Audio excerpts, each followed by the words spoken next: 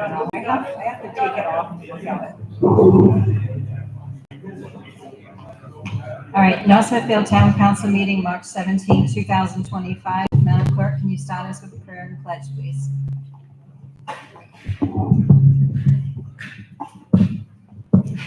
Thank you for bringing us together today in a spirit of generosity. May we honor one another by keeping an open mind. May we voice our truth and listen with an open heart. May we discern your will to unite in a fruitful outcome. I pledge allegiance to the flag of the United States of America and to the republic for which it stands, one nation, under God, indivisible, with liberty and justice for all.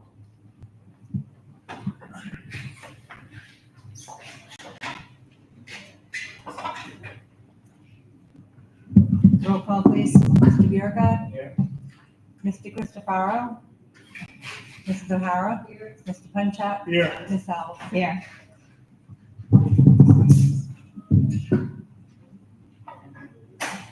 Open forum pursuant to 42-46-6D, maximum 3 minutes per person. Is there anyone who signed up for open forum?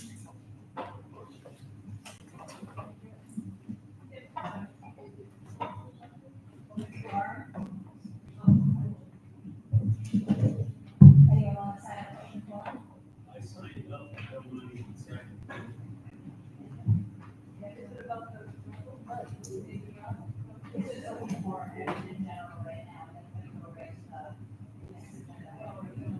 Anyone else?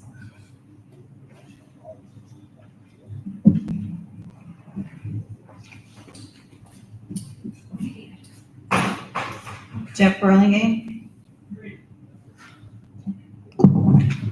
Just a reminder, it's 3 minutes per person, okay? That's all I need. Okay.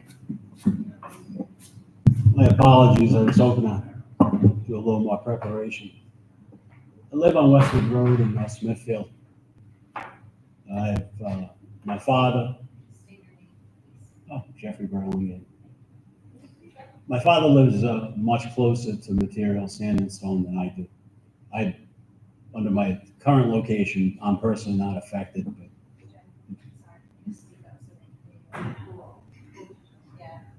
Comes on the stage.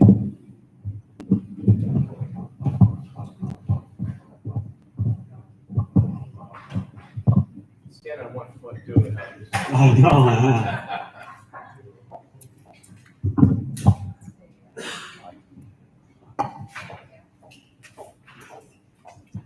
So my father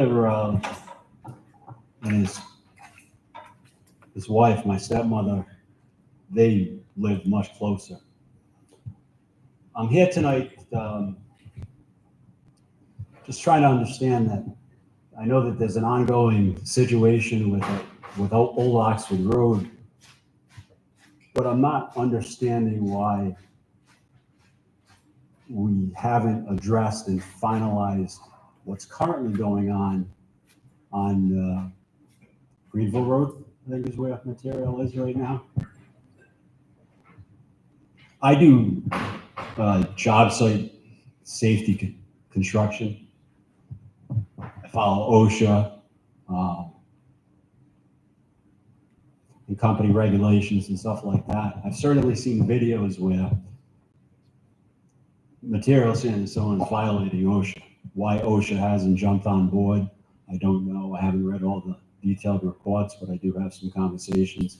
I've had some conversations with some OSHA representatives, and between them and mine safety, we'll get an answer to that. As I look around the room, I don't know too many people, if anybody, but who here is from material sand? Sir, can you just address us, please? I know, I'm sorry. So until we address the current 10-year problem and litigation that the town's been going through with the Greenville Road project, why would we consider anything that has to do with Old Oxford Road? Old Oxford Road in that area, contaminated water, military base. I guess another question I thought of on the way here is, I'm like, I wonder what the U.S. military would think about, the potential of another quarry literally down the street from their base. I don't know. I could go on and on. Are they going to do more of these? There's open forum at every meeting, so any meeting you can stand up for 3 minutes at open forum. For the material sand right now, today we're having a public hearing and we'll probably continue it another night, but I don't know how much longer it will go. I apologize. I thought I was going to be like 10th in line and have a little more time to prep, but I don't. So I'm just not understanding at all why we would even consider, why would this town contemplate anything that has to do with Old Oxford Road when we're in this 10-year dilemma with what's going on with Greenville Road? I know that I asked my father and stepmother just yesterday, I'm like, do you ever notice any dust on your property? And they're like, on the property, we constantly get dust in the house. Well, like, we don't know where that's coming from. A byproduct of quarrying is silica. Silica, as we know, is a carcinogen.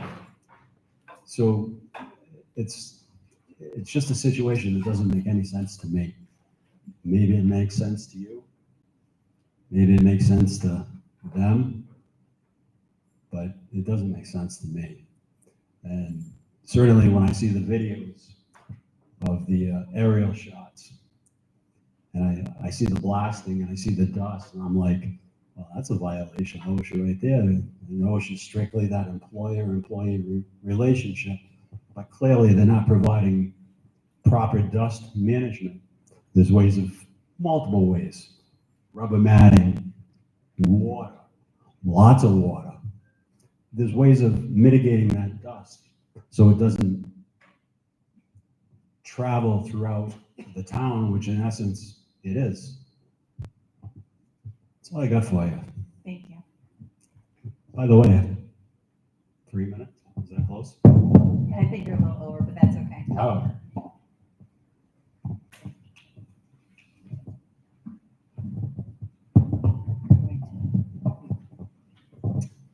We're gonna go down to, let's just do this. Smithfield Town Council sitting as Board of Licensing, transfer of liquor license for Buffalo Wild Wings located at 51 Dowling Village Boulevard. Is there anyone here for that agenda item?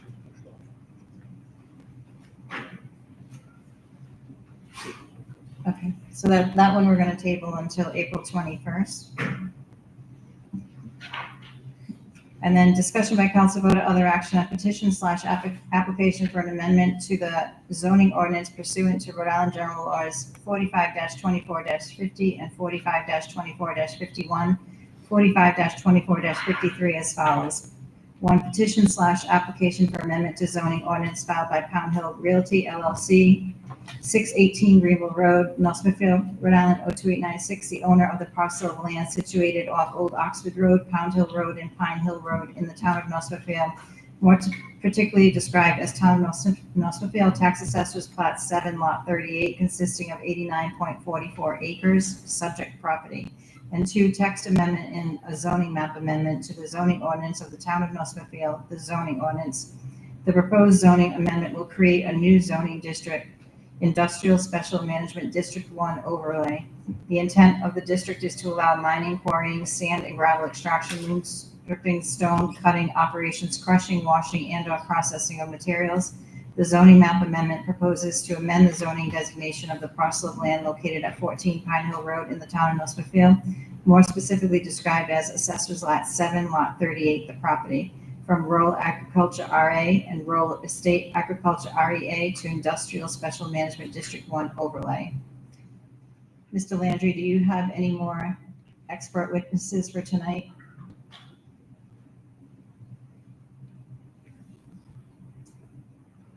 I do, Madam President. We'll be much briefer tonight than we have been the last couple of times. The gentleman who spoke brought up the issue of silica. Just to refresh, in case people weren't here last time, we're starting out this process before the council. No, we're listening. He's an expert. He's a lawyer. This is Mr. Landry. He's been here for the last 3 meetings. Continue, Mr. Landry. Yeah, my name, I'm sorry, sir. My name's William Landry. I'm an attorney with Blish and Kavanaugh representing Pine Hill Realty. Our offices are at 30 Exchange Terrace in Providence, Rhode Island.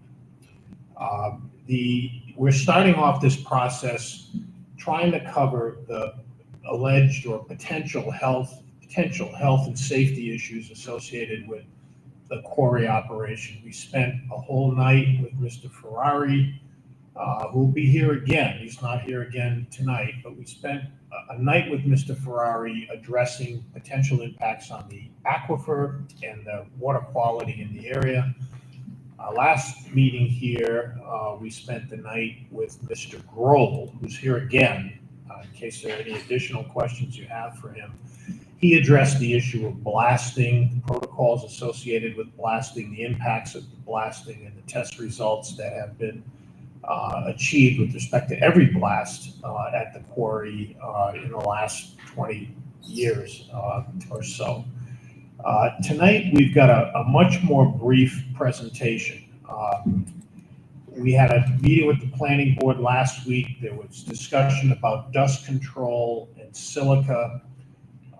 We agreed that during this process, ideally before the next planning board meeting, it's not guaranteed, but ideally before the next planning board meeting, we'll have a complete water quality test conducted and a mitigation proposal from a firm that deals specifically with dust and silica testing protocols. We have an individual with us tonight, Mike Hammond, who will describe his background. He was associated with the Bureau of Mine Safety, conducts training programs regularly at quarries. He's been to this quarry on Pound Hill Road, conducted training programs. He's familiar with the most recent test results, periodic test results with respect to this property on Pound Hill Road and what they have to say about whether there are any citations regarding silica. He's very familiar with silica and its presence on quarries.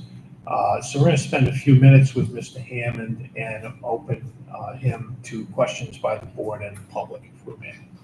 Yeah, and Mr. Landry, like you said, if we could try and keep it a little bit more condensed so that we can stop the public hearing tonight by 9 o'clock so we can continue our regular I business. have no doubt that we'll be able to do that. Okay. This is a small piece of a bigger puzzle on this issue, and the proof will be in the pudding with the actual test results that are produced based on current conditions, blasts, so forth. But this gentleman can provide some background on this subject matter that we thought would be helpful to the council. Thank you. May I take that? Mm-hmm. Yes. On the bottom.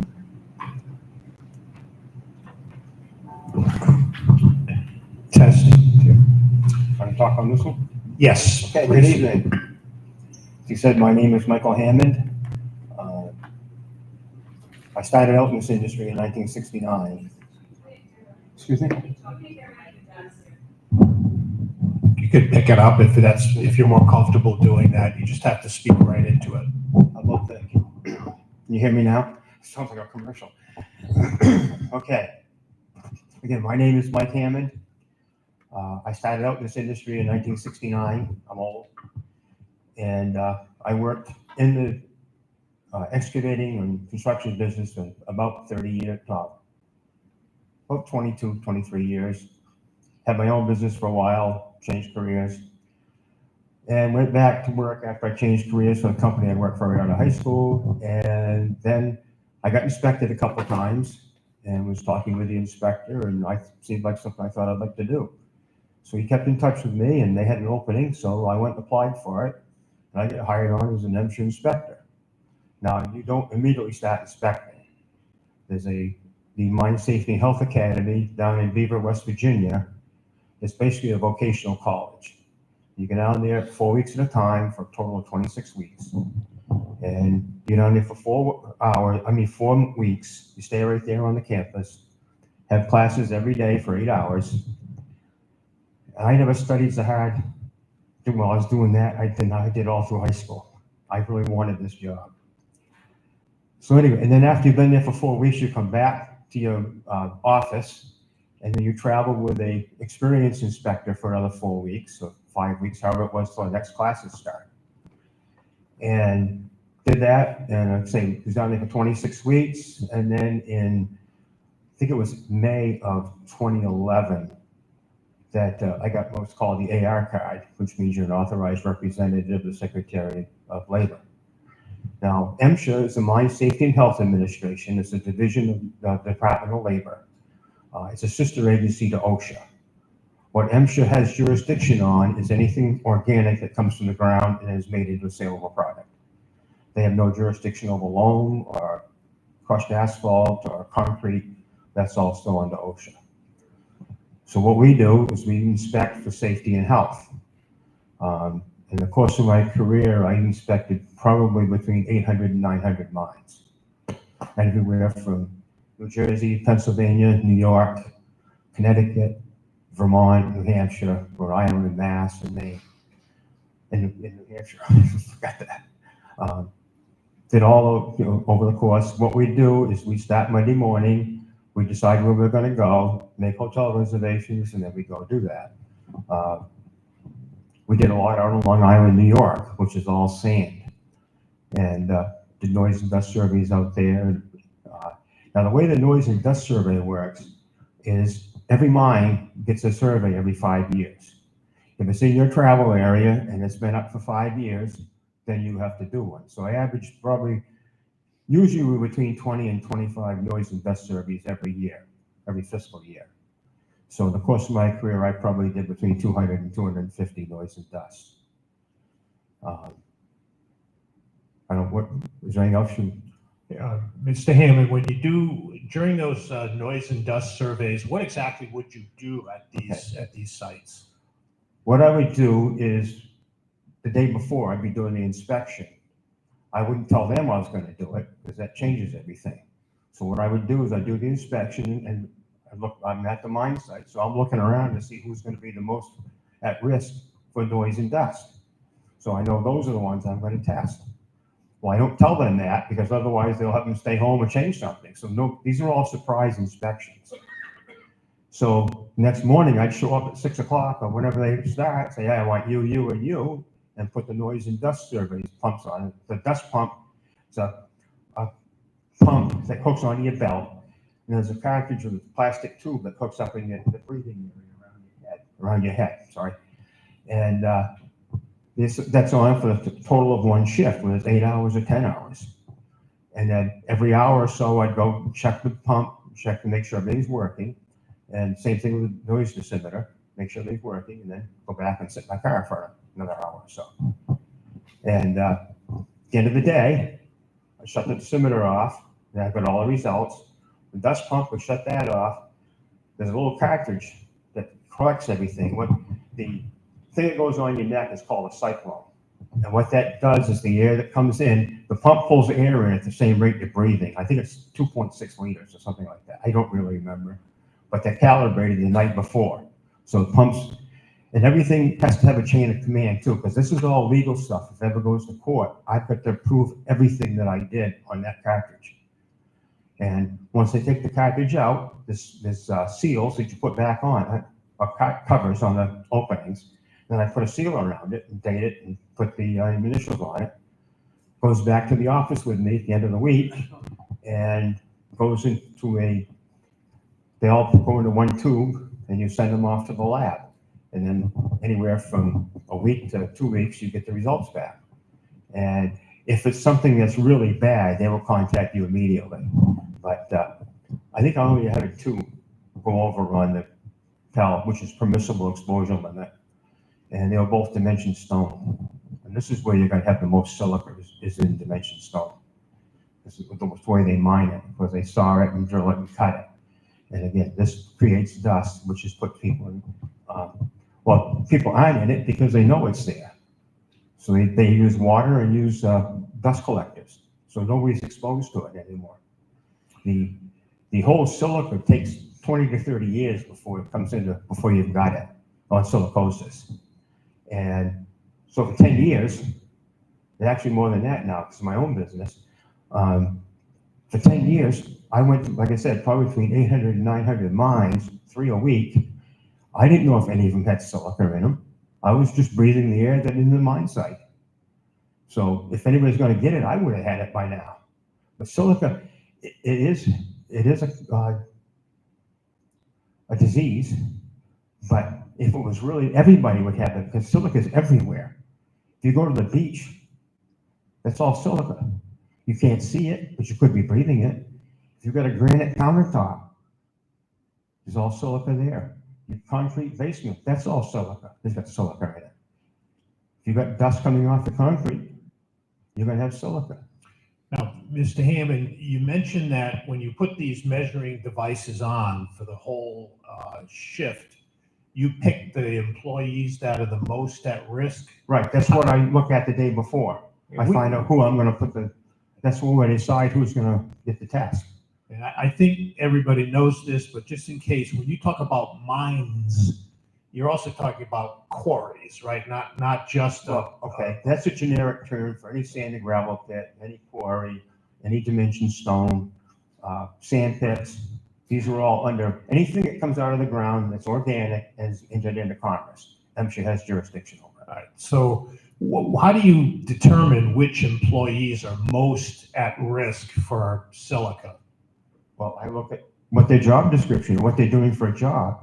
I mean, if you've got a guy sitting in a loader with an air-conditioned cab, the door closed all day with filters, he's not going to be exposed to anything. But if there's a guy walking around the plant, checking the conveyors and everything, walking around on the ground, he's going to be the one that's going to be most exposed. So I would do him. Probably the crusher operator, he's in a control booth, but he does come out and check the crusher every now and then. So he's another one that I would do. And anybody else that's running around with doors and windows open, I would go them too. Okay. And so these, you decide who's the most at risk. Right. And how many of these monitors do you? We carried 5. So there's at least up to. I would usually do between 3 and 4. I always wanted to keep a spare pump in case one of them failed. Okay. Then I wouldn't lose the whole survey. All right. And so is it fair to say that what was the period of time that you were inspecting these quarries and mines for MSHA? From 2010 to 2020. Okay. And is it fair to say there were hundreds and hundreds and hundreds of these tests that you conducted? I'd say probably I averaged 25 a year over 10 years, so probably between 200 and 250. All right. And what would the level of silica or dust be that would trigger an exceedance of the federal requirements? If they were exposed to 50 micrograms. 50 micrograms. The course of an 8-hour shift. Okay. And in the course of your 10-year career, is it your testimony that there were only 1 or 2 instances? That's all I remember, and they were both dimension stone. Like I don't remember ever having a sand and gravel pit that went over. Okay. All right. So in your whole career, you only saw a couple of operations that went over on the silica. Yes, it's my experience. Yes. Okay. Now, since the time you left MSHA, Mine Safety Health Administration, is that right? What have you done as a profession? Well, I had to retire from MSHA. The reason I had to retire was I found out in October 19 I had cancer. And so that started a whole bunch of things. The cancer had absolutely nothing to do with my job. It was a tumor growing in my neck. So I had to, and in the course of the treatments, the radiation and chemo and all that, I lost the hearing in this ear. So I couldn't pass the physical to be an inspector. So I had to retire. So after I retired and got my health back, I decided I always planned on doing consulting and doing training. I enjoyed it. I always planned on doing it. So I kept a lot of material when you're sitting in a hotel room, there's not much to do. So I would go online and look for material and information that I could use in my training. And so I started this company called Independent Safety Associates, which is just me. And MSHA requires annual refresher training every year for 8 hours. And I've been doing that. I started it with just a few, and now I'm up over 85 clients now. And I'm very busy doing this. I do training on all the health and safety aspects of what's going on in the mines. And what I do is I tailor my training to what they have for equipment, and also I review all the fatalities and on how they can, why the fatality happened and how to keep it from happening at their site. It's basically common sense, but I tell them what to look for, what to do, and how, so they don't get any citations as long as they're following what I tell them to do. Okay. How many of these training programs are you providing to quarries on average? What, separate quarries? Yes. Or, well, actually, the way MSHA defines it is any place where you're blasting rock or taking rock out, it's a quarry. You need to mention stone or quarries. Any quarries? of your clients? I really don't know. I have never counted them. Okay. Was it fair to Most of say them do have a rock quarry because they make in gravel and crushing rock. And I don't know is the only place you'd find basically all sand was out on Long Island. Plus, there's one here in Rhode Island. It's all sand too. And again, those are all tested. Everything that they test, the results, the health results, and the noise results are all online. They're all at MSHA.gov. All right. So this training program, is that something that you use to introduce your clients to all aspects of compliance with MSHA standards, correct? Correct. Not just noise and silica control. No, this is everything. Guards, mobile equipment, everything. And do I understand correctly that one of your clients for that training is the owner of the quarry on Pound Hill Road? Yes. And how recently have you provided it's training? They have to have training every year, 8 hours. Yes. And I did it February 24, so I had to do it February 25. This is only good for 12 months. Okay, you just finished training It was in February. of this year? Yeah. And how many employees typically attend that training? All of them that work at the mine. All of them? Yeah. So I did the people that work at both sites. Every year? Yes. Now, the training, the inspection protocol that you described earlier with the monitoring devices placed on the employees that are right in the middle of the operation. The ones I determine are at most risk. At most risk. Yes. Is that the same protocol that would be followed by other inspectors? This is how we're all trained. Okay. So, I mean, it's up to the inspector whether he wants to follow the law or not. I know I did. Okay. To the best of your knowledge, do most inspectors follow the same procedure? Yeah. It wasn't just me sending out cartridges. Okay. And you mentioned your early training with mine safety and the academy. Have you had to update your own training over the years while you were there? You go back every 3 to 4 years, you go back for refresher training for 2 weeks. Okay. And you've continued to do that? Yeah. I think the last time I went was 2017. Okay.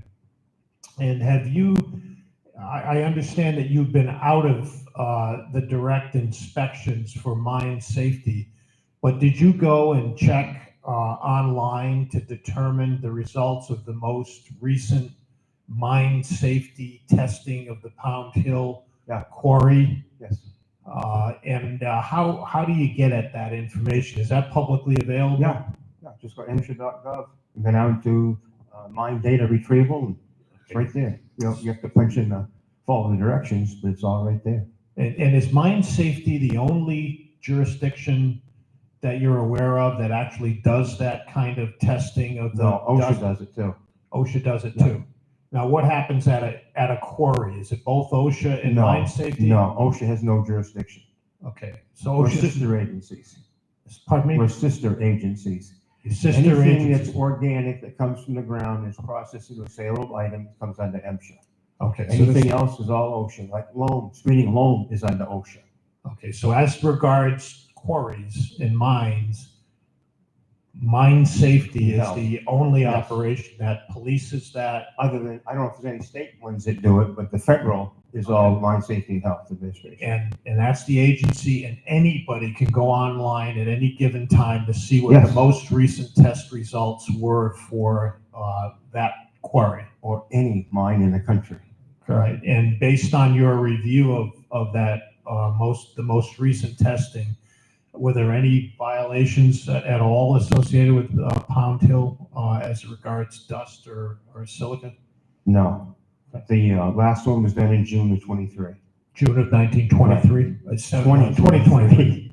Yeah, 20, I'm not that old. All right. 2023. All right, that may be, I just may need a minute here to see it.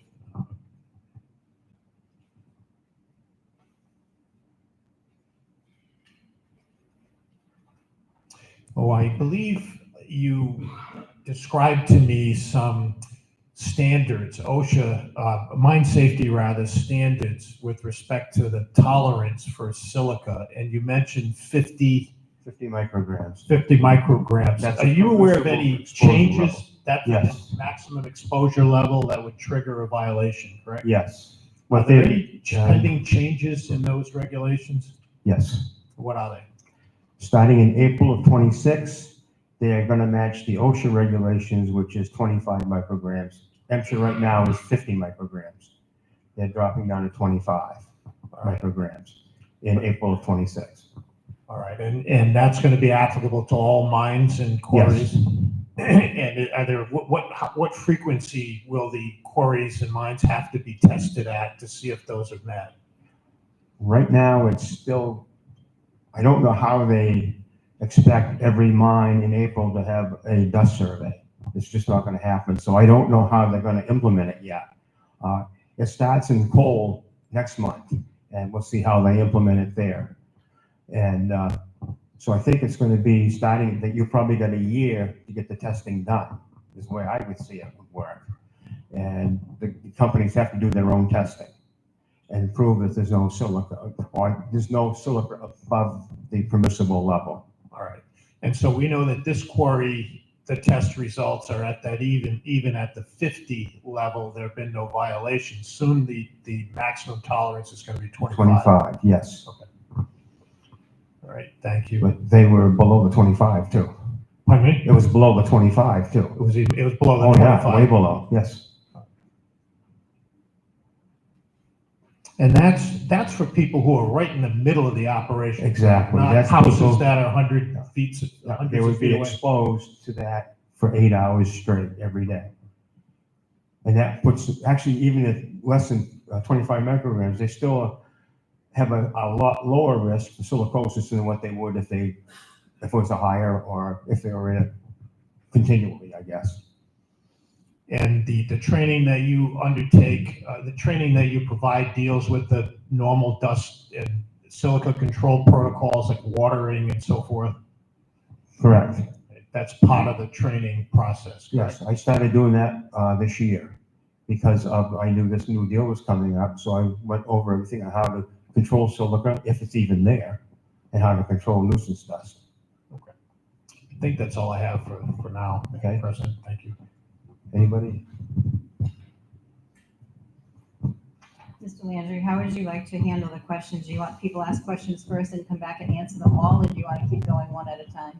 I just soon keep going because I got a 2.5 hour drive home. I think one at a time might make sense because, You're going to answer at the same time. yeah, I think so because we will forget.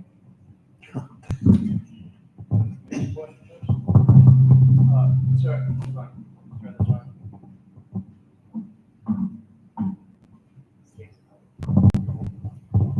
so if you walked around at the quarry and then you walked in, is it going to be you're going to take in any amount more silica than you would if you're walking around on the beach? I'm sorry, I didn't what? Is it going to be the same? Are you going to, this thing's a rough one. So, all right, can you hear me? Yeah. So if you're walking around on the beach with one of those apparatuses on that you're going to measure the amount of silica, Yeah. you're just kicking around on the beach, Okay. playing in the sand, playing volleyball, whatever. are you gonna have just as much or more silica reading at the beach as you would be if you were at the quarry? I couldn't tell you that. But is it gonna be, you said you said you breathe it in all the time at the beach also, anyway? Yeah. I wouldn't have any idea. Beach sand is mostly all silica. These quarries are not. Okay. You got a lot of rock and stuff, and there's silica in the rock, but it's silica everywhere in different amounts. Again, this quarry doesn't have much silica in it. It's there, but it doesn't have much. What is it, dimension stone? Granite has a lot of silica in it. Okay. But as far as, so like I said, you're breathing silica everywhere. All right, thank you. It's the best I can do.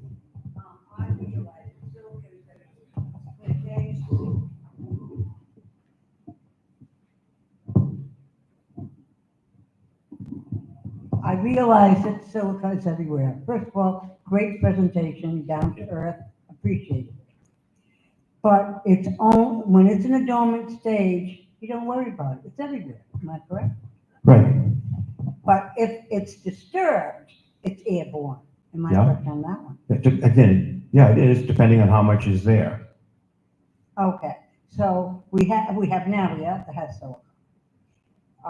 And it is disturbed, and every time it's disturbed, doesn't that area, because of the pressure, explosion, etc., it's in a different form.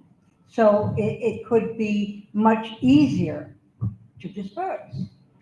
Okay, but you can see the dust. When you're transferring, say you're going from one conveyor to another conveyor, there's gonna be dust at the transfer point. When the stone or sand is running across the conveyor, there's no dust. It's only at the transfer points, or actually a screen might have it too.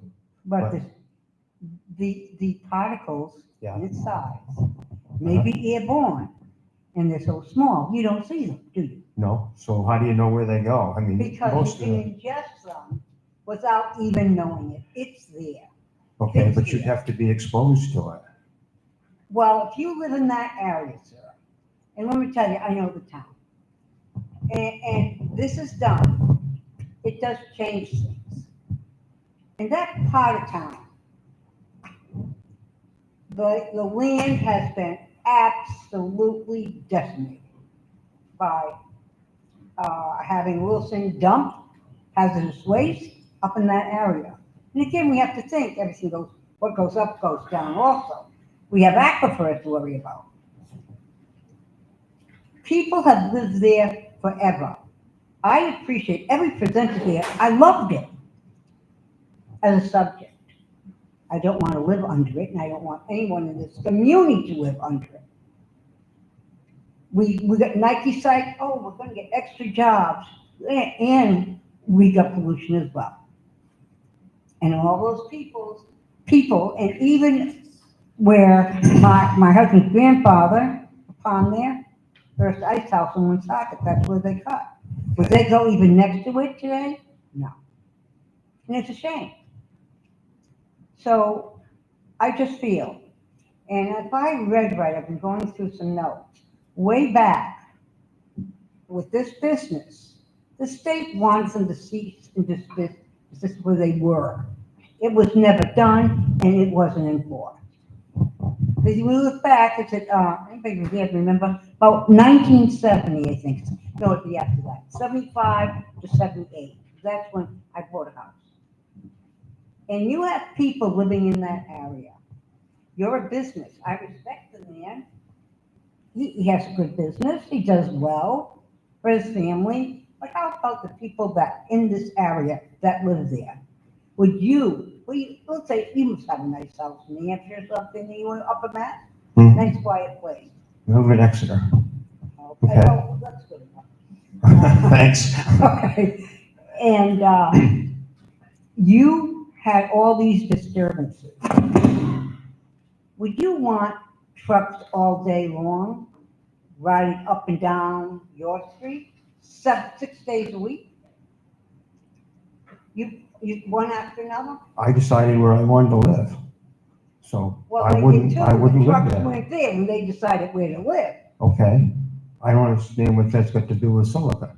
Well, I'll tell you, everything that goes in comes out, all Okay, right? I think the silica thing is great, but it's only on one plane. okay, It'll be there. And every time something breathes up and it lands, right? And we get more and it lands. okay. So that's building up on everyone's property. No, It doesn't. no, it's so light, you can't see it, it just blows away. All that goes away. Otherwise, everybody would have silicosis. I don't know of anybody that's got silicosis. Yeah. If anyone, That's all I'm except gonna I say. would have it. I was exposed to this stuff a lot longer than anybody here, probably. Yes, but that was your decision too. Exactly. That was, it wasn't, the I- people, when they built their home. But that my wasn't point your is, decision. I was exposed to a lot more of it. But it was your, I understand it. The point I'm making is, I was exposed to it a lot more, so I should have silicosis. but you don't. No, I'm glad. me too. All right. But for these people, it's not right. Your homes are here. When you work all day, you don't want to look out your window and see trucks and everything else. That's not what you work your life to have peace and quiet when you come home. So all I'm gonna say, I appreciate what you're saying, but, I think as time goes on. Okay, we're gonna find all out. I'm doing is telling you the amount of silica that has been proven in that mine, and there's not enough for MSHA to even worry about it because it's below the permissible exposure level. And that's over an 8-hour period with a guy standing right in the dust all day long. And he was below the limit, so there's not much silica in that property, according to the federal government. Anybody else? Okay.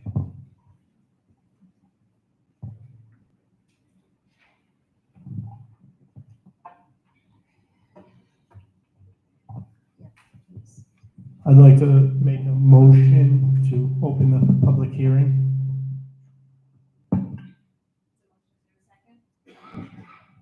Is there a second? Any further discussion? Roll call, please. Mr. Biragad. Yes. Mrs. O'Hara. Mr. Punchak. Yes. Ms. Alves. Yes. All right, so we're going to open it up to public hearing. We'd ask that you please keep it to 5 minutes so we can have the questions addressed. And then if we have time to go back around, we can have other people come back up again. The first one is Jeff Burlingame. What do you want me to do? You can just come off to the side if they ask any questions of you. Okay. I don't mind sitting down. I'm old. Oh, he,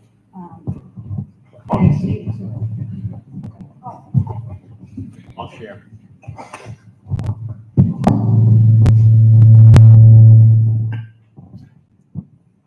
So, I started as a volunteer firefighter when I was 14 years old. Oh, Jeffrey Burlingame, still at 44 Westwood Road, North Smithfield. 5 minutes, please. Yes, ma'am. So I started as a volunteer firefighter in Primrose when I was 14 years old. Currently, I'm 50. I don't have lung cancer. That doesn't mean that I won't get cancer. I'm sad that you have cancer, and hopefully it's not truly attributed to your industry. But my question that I have for you is, when you were doing these samples, did you wear any sort of SCBAs? No. No, I didn't. Do they wear that now? No, I don't think so. I mean, I don't go there when they're processing. Just to be, I totally respect you and your industry. You mentioned that mine safety doesn't do concrete. No, So who tests for silica at the concrete plant on Greenville Road? I have no idea. It comes under OSHA jurisdiction.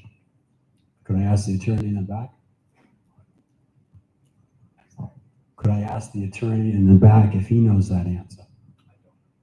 You can contact OSHA and they can tell you. Oh, I will. So the TWA for silica currently is 50 micrograms. And in 2026, based on what you said, it's going to go down to 25. Right. Is that a blood sample? No, that's the dust. That's an air sample. That's an air sample. Right. It's my understanding that, and I'm not an expert in this as you are, but that air sample to identify who has silica, we'll call it poisoning for a lack of a better term, is an X-ray. Is that true? It's what? An X-ray. I don't. Oh, yeah, that's the only way you can find it. And it takes, like I say, 20 to 30 years before you'd ever see it. If you could ever see it. That's 20 to 30 years of somebody who lightly is in the industry. People that are heavily in the industry could get it sooner. That would be if they were exposed to something over the permissible limit for 8 hours a day, 5 days a week, 360 days or 300 whatever many days a year. It doesn't just happen overnight. It takes a long I time. understand. It's a very, very slow build up. And you, to this date, here we are in 2025, you know nobody that's been in this industry that has cancer from that. No, it's not cancer, it's a lung disease.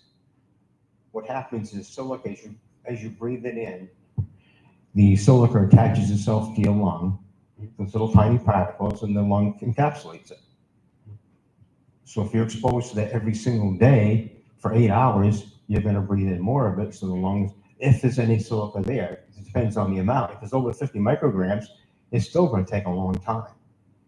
In fact, and this is people my age were exposed to it back in the late 60s and early 70s because entry didn't even exist. Nobody even knew the stuff was even there. I got you. And so these people that get it now were probably exposed to it way back then. So prior to me being a volunteer firefighter when I was 14, I probably missed it by about 20 years where firefighters back then and prior to then, they didn't wear SCBAs. Right. And they all died of lung cancer. Yep. From smoke inhalation and everything else. Yeah. Chemicals, who knows what was burning. So it just makes you wonder, we might not have the best technology today to identify silica poisoning in the body, but what will we have 5 years from now? What will we have 10 years from now? And is this town council going to regret a decision that they make if they choose to vote in the positive going forward? It depends on how much silica is there. You're right. It's And it's already been shown that there's less than 1 microgram. It's the unknown. What do you mean? They did a test. But you said that they did tests. Their test did not test for concrete. I don't know what. The facility on Greenville Road does concrete. Okay. So now I've driven a concrete truck before for Borough Sand and Stone. Okay. Awful industry. I have nothing but respect At Borough, you for said? that borough. Yeah, I inspected there a couple times. Mr. Burlingame, can you just finish up? Were you there for the fatality recently? Yeah, 2 years ago. I was too. I'm done. Thank you. Mr. Grubb?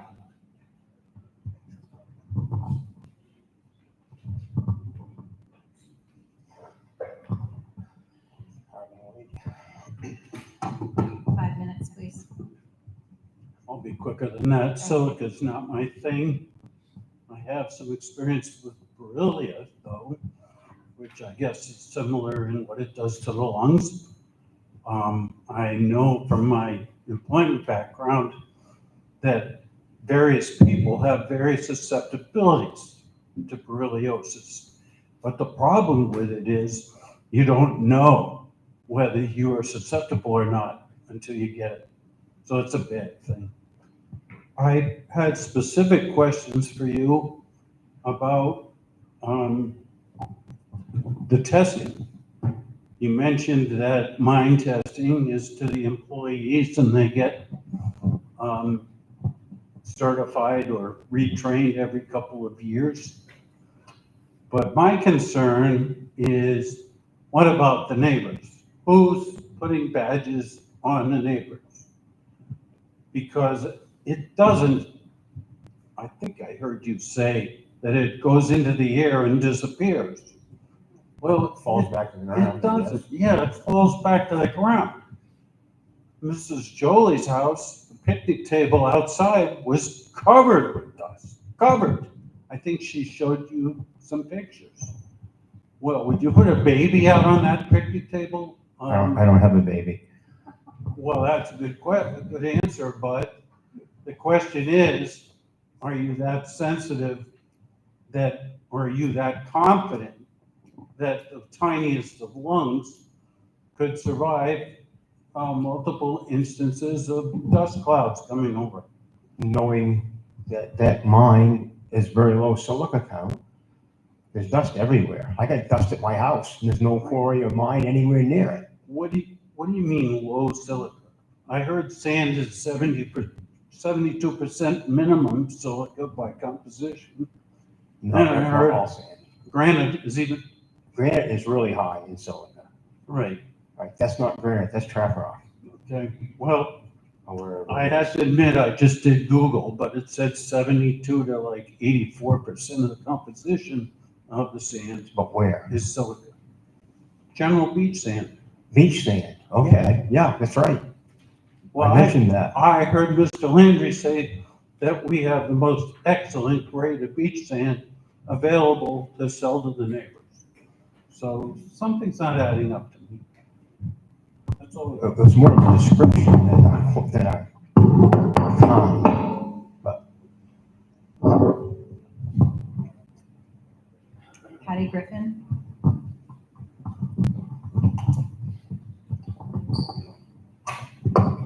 Hi, Patty Griffin, 351 Madity Road. I do have a few questions about Sure. things that you've said today. First of all, does exposure to silica always lead to silicosis? no, How often does it? Do you have any information on that? no, I don't. It depends on how much you're exposed to it.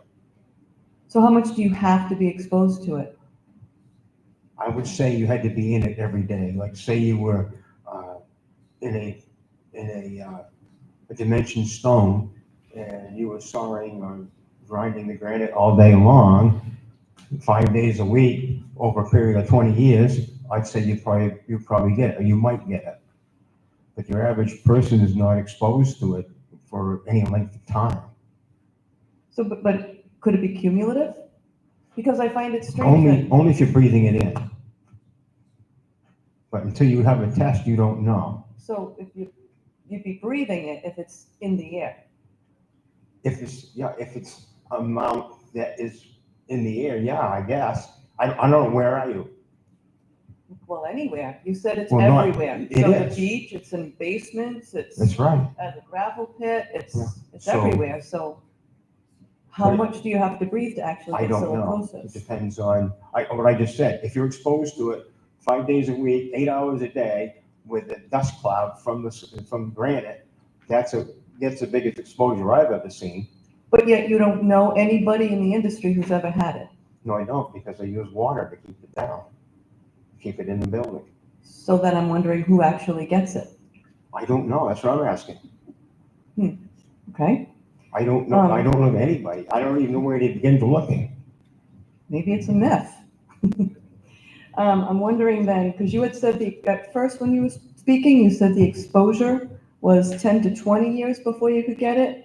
And then later you said it was 20 to 30 years. It depends on how much you're getting. It could be as low as 10 to, actually, it depends where you look. I looked it up a little bit because it depends. Again, it may be 10 years if you're right in it 7 days a week or 5 days a week for 8 hours every day with no water sprays. I would say that would be a 10-year deal. But you're going to have a lot of exposure in order for it to be a hazard. Okay. And I understand that you're probably well settled where you are up in New Hampshire, you said? Mhm. But would you live next door to this place? For that place? Yep. Why not? I have no problem with that. Now that I know what the silica level is. Have you, but you said that you haven't gone when they're blasting or in process. No. I've seen it when I inspect it. How do you inspect it if you're not there to see the dust cloud and everything? From a blast? Mhm. Well, when it blasts, it's mostly all vapor, what you're seeing. I The don't, white cloud, that's all vapor. that's all vapor, but Yeah. then what's all over the ground afterwards? Whatever was blasted out of the rock. Right. It's big pieces, little pieces, and everything. Mhm. And it all goes down on the ground. Okay.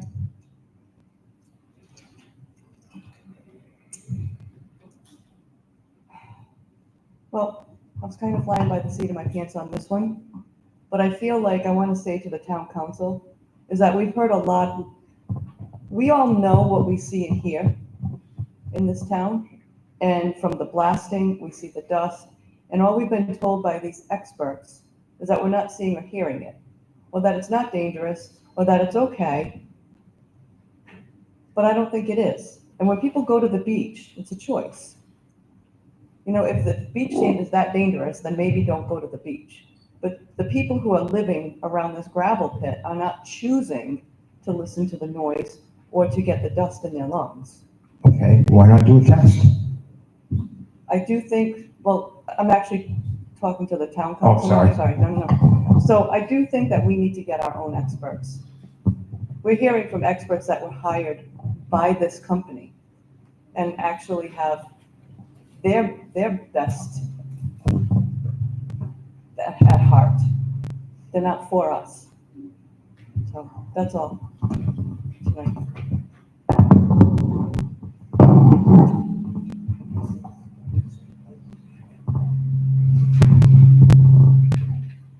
Dominic?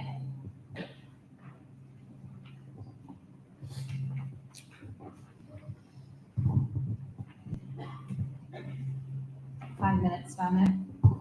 Hi, my name is Dominic Riganese, and I live a stone's throw down the street, Providence Pike, at 2131 Providence Pike. In 2010, I bought a farm here. I had an art gallery in the Warwick Cranston line, and I wanted to come to a peaceful place to retire and continue selling art throughout the Northeast. We have a very strong reputation. And we found a piece of property with the barn on it, renovated the barn. And I must have bought the property on a Sunday. And then I came back on a Sunday because after I closed on it, then I realized day in and day out, do I hear grinding of rocks and beeping of trucks going in reverse for 5 3/4 days. My property is unique because it's a big farm, but it abuts the facility right here. And so the sound acts like a big subwoofer, and it just resonates into all the properties along here. And I can't even begin to tell you the aggravation. I would love Mr. Landry and all this expert witnesses just to sit in my yard for an hour and then look me in the face and tell me that this is really a shame that you have to live here day in and day out. I cannot understand, and I have put some little bit of my time into this town. I was on the budget committee for several years. I'm now on the economic development committee, so I love the town, but I cannot understand how the council allows this such business to come here. We have one of the best school systems in the state, yet we have no discretion on this type of industry that controls the actual quality of life we live. Now we listen to these type of paid expert witnesses to tell us what our life is supposed to be. I think if you go on the CDC government listing and they talk about dust from mining, it says crystalline silicon dust exposure has long been known to be a serious health threat to workers and surrounding properties for years. People that with high exposure to crystalline silicon includes miners, sunblasters, silicon quarry workers, and on and on. It's a very extensive list here. You can go on to online. And I don't understand how we can listen to what you said that contradicts what our government spent tens and tens of thousands of dollars on to tell us that people get cancer from this. We have the farm across the street. Robert always talks about all the dust all over his vegetables that we buy to support him. This is a disaster that this town and you people, allow this not only to exist, but to have something new coming in without realizing that the taxes we pay are really for nothing. I'm 75 years old. I have no kids in school. I don't have water in my street, so if the place burns, I'll be lucky if the fire department can find me. So I get nothing from my $13,000 a year in taxes, but I would like a quality of life. And I can't sit in my yard because this thing is grinding since 6:30 in the morning to 5 o'clock at night, Monday through Friday, and to 3 o'clock in the afternoon. I'll wait for them to start on Sundays too, because we here, you, refuse to put your foot down and says, we don't need this industry. This does nothing. The tax dollars that come from that pit is minuscule compared to the tax dollars that we all pay around it.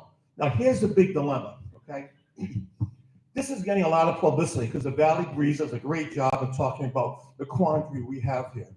I'm telling you, all our tax values are going to go down. When we try to resell our houses, when they listen to all this garbage that's going on, it's going to affect the values of our home. So my house is no longer worth $1.2 million that your tax assessor said it is, because I'll never get that, because I back up to this hole over here that keeps pounding for 5.5 days, and now you're going to allow something else to come in that's even going to be worse, because these paid expert witnesses are going to go home 2.5 hours from here, will never hear or breathe any of this stuff that we're going to have to live with for all of our time. I think we'd be nuts to approve that and to continue this thing to keep going at the expense of this wonderful little quaint town that we have. We're throwing away. You know what's so funny? Not one other town in Rhode Island will take this quandary. They try to go other places. Nobody wants them. You know what they say? Oh, North Smithfield will take anything. Okay, are we that desperate for tax dollars that we have to have this when we can turn that maybe into a 55 and older housing or a park? That would be a much better return for this town than what we're getting from the noise, the smell. I get an oil smell every morning. So when I have customers coming in, you know what they've told me? Is your boiler working okay? No, I'm on propane. My boiler's working fine. That's oil smell coming from that mine right over here. That just comes right over the woods and into my yard. I challenge Mr. Landry or any of his people to come and sit in my yard, look me in the eye. You meet your maker someday, look me in the eye and tell me that you do not hear, smell, or feel, or digest what that particular field is doing. If you can do that, then God bless you, and I'll concede all my words. But if you can't, then you really have to have second thoughts on what you're doing to this town, because we're all going down with it for a mine. We're not a mining town. We're not in New Mexico. We're not in West Virginia. We are in North Smithfield, a very small, quaint town. And the fact that we're even here tonight is ludicrous to talk about something that makes 0 sense. Thank you.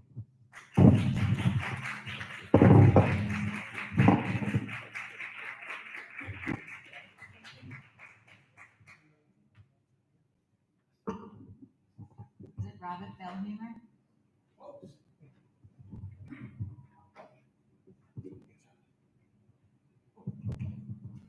My name is Robert Bellhumor. I live at 219 Old Oxford Road in North Smithfield. That's the first house on the right off Pound Hill.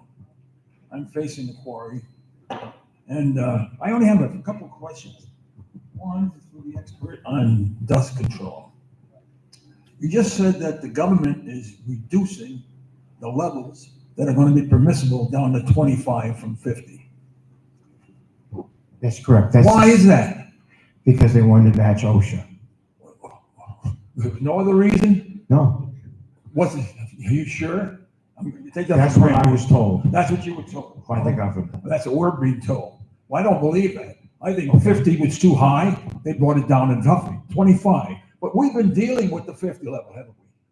If anybody was below 50, they were in good shape. But that's not the truth. The other one I have a question for is, Roger Gruel, or Richard Gruel. Is he here? Hi, Richard. Richard comes to my house every time there's going to be a blasting at North Smithfield.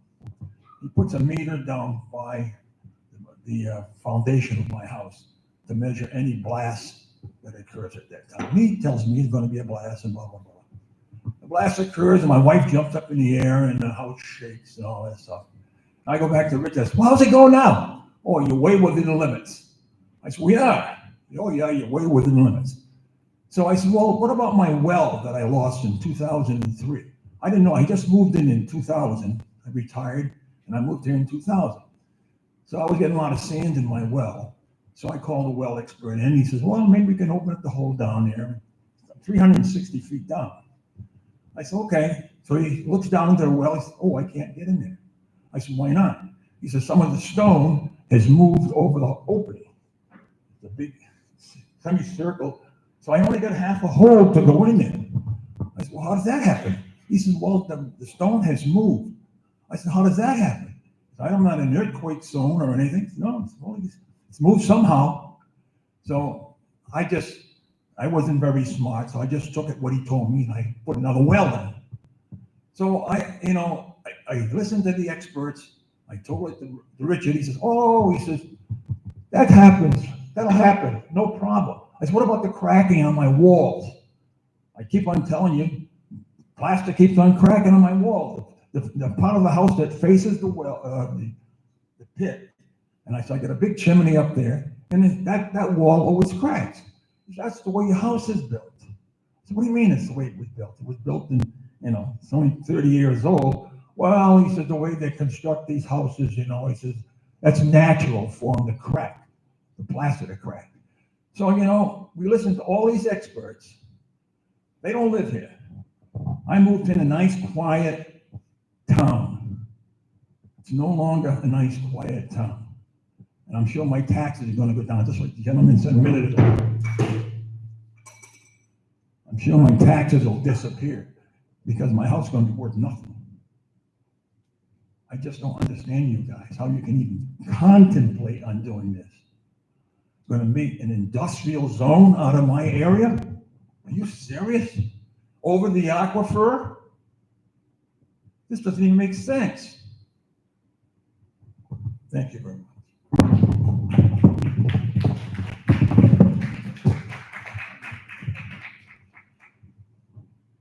William, you go ahead.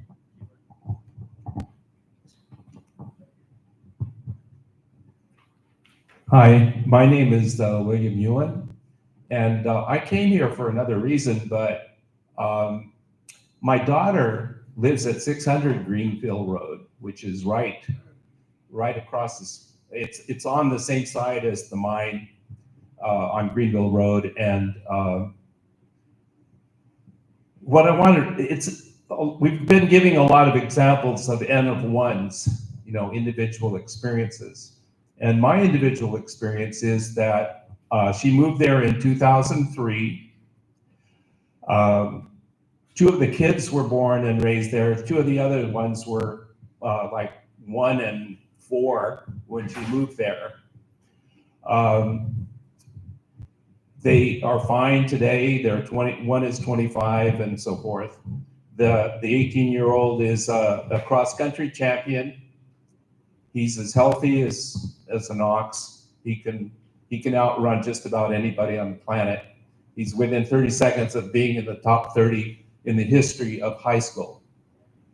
He has great lungs, and I started babysitting them in 2003. We used all the trails around the mine, around that area, and I'm getting close to 90, and I'm fine too. So there's an N of 1 here, and another N of 1, and another N of 1. There are 5 or 6 of them. They have a well that they have not had trouble with in 25 years. And they're right next to the Goodwin farm.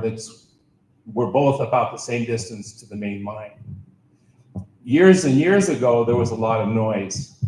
And it bothered us, but we tolerated it. But in the recent past, it hasn't been an issue at all. And they did mediate. the whole point is the company was very responsive and they worked at making a large hill to hide the noise, to literally hide the noise from that side where she lives. And in our hikes and in going around the backyard, we've never seen dust any more than we would see anywhere else in the town. So unfortunately, for people who really have an edge on this, it's a counterpoint. You've got somebody who's lived 22 years right at the mine. She's healthy. She's a very successful doctor downtown, and her kids are fine and they're healthy, and there's a cross-country champion in the group.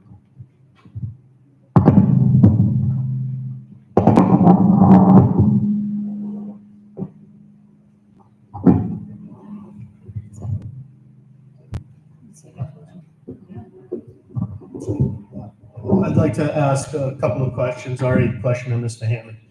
So did you say, I know you talked about how many inspections you've done and how many you would typically do per year. Did you say how many different mines you visited? Over 10 years, like I said, probably 800 or 900. 8 or 9. All right, so you did say 800 or 900 earlier. So my question is, what are some of the methods? I can do that.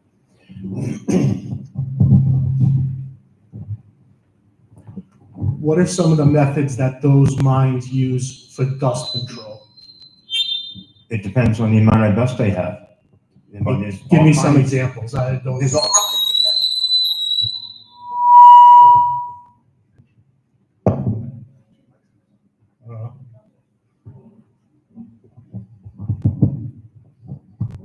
Is that me? I'm not sure. It's one of us.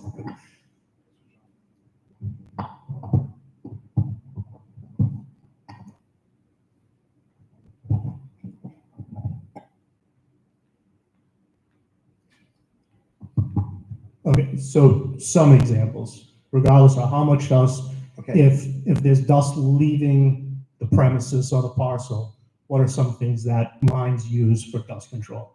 Okay, some of the mines that I inspected, some of the big ones like PJ Keating and them, they use water, or lots of times they'll put covers over the conveyors with the transfer points. Okay, so what about when they're shooting? In the blasting, there's nothing you can do. They don't have any type of water cannon that'll, atomize? No, I don't know. I don't watch a blast. Okay, I mean, I'm staying at least a quarter mile away. and why is that? Just for safety? Or- Yeah. How about, trucks entering and exiting the facility? Do they do, wheel wash stations or anything?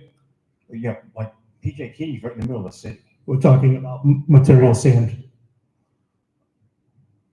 I thought I saw something they did, but I don't know. You don't know, okay. So there are potentially methods that can be employed at this particular mine to potentially help some of the dust that is generated there. I think they water them. They got a water truck. I think they run that up and down the road. But that's for like the loader driving from one location to the other. That's for like the loader and the trucks just driving around the quarry. No, it goes right up to the entrance. I've seen it out there. I've seen the water out there. Again, that was maybe just one time. I don't know. It was running down the side of the road when I was there. So he's putting water on the public street. I think it's on this side of the gate. I think, I don't know, but I was thinking I saw it there. Okay, so. You'd have to ask him. Yeah, well, we haven't had the opportunity to hear from him yet, so figured I would ask you since you've been to 800 to 900 different mines. Yeah, there's a lot of them. Some have tire washes. Some don't have anything. Some, again, it depends on what the dust issue is or whether there's anybody complaining about it. Okay, thank you.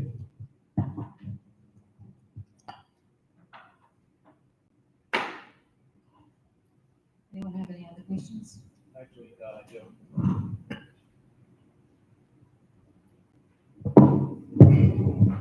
Madam President, just a minute. I'm gonna make a motion. Let me get my glasses. I'm gonna make a motion to table this for 49 days, which will bring us to May 5th. During that time, while it's tabled, we will, I suggest that we get our own experts to do their own review of the testimony that was given at all the meetings, including the planning board meeting. And then at May 5th, we can reconvene with the findings of whoever we hire, and we'll also have the findings of the planning board at that time. So at this time, I would like to make a motion to table this issue for 49 days until our council meeting on May 5th, which is the first council meeting of the month. That's a motion. It's a motion. Is there a second? Any further discussion?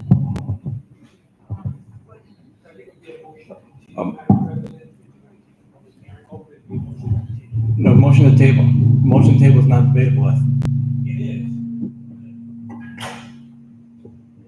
It is. I just don't want, I want to make sure you understand, if you take what's going to be advertised. I understand. If your motion to continue it, I'll change, may I change my motion then? Okay. I will make a motion to continue this hearing until May 5th, 49 days from now, which is the first scheduled meeting in May. During that time, I would like to suggest that we hire our own experts to review the testimony. It's all on video. They can review the testimony from all the people that spoke on behalf of Material Sand, and they can review the testimony and report back to us, and we'll have those findings for that meeting. Who knows? They may turn around and say that everything they heard was exactly right, or they might have something that they may pose a couple of different comments that were made. But either way, just to give everybody peace of mind, including ourselves, we should have our own experts. It's been said many times. It's even been said at the planning board meeting. So that's a motion.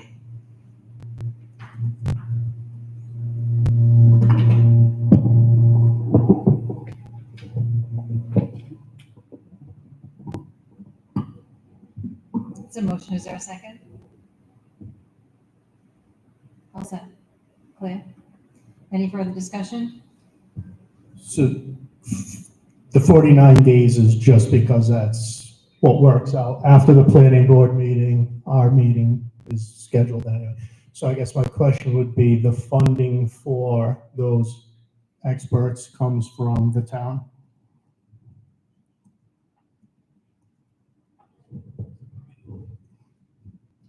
Correct. The town, I guess at this point, would have to foot the bill for the funding, but I think it's money well spent to give everybody a peace of mind that what we're hearing is correct.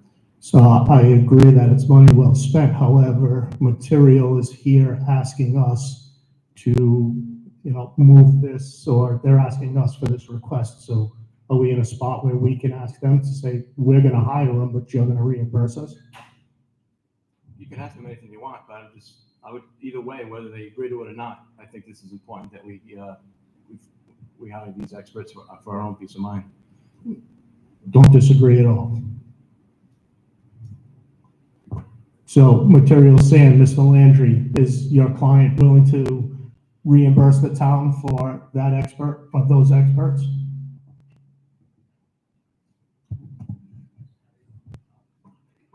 I can tell you that I can't answer that without conferring with my client, and I wouldn't try to answer it without some discussion about limits on what it could be. I mean, we can't just provide a blank check to hire whoever anybody wants to hire, or there have to be some controls on it.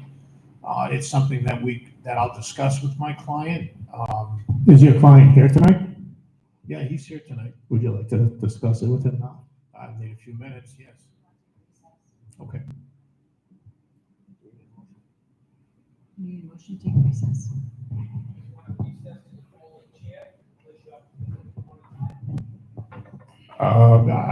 I need at least 10 minutes.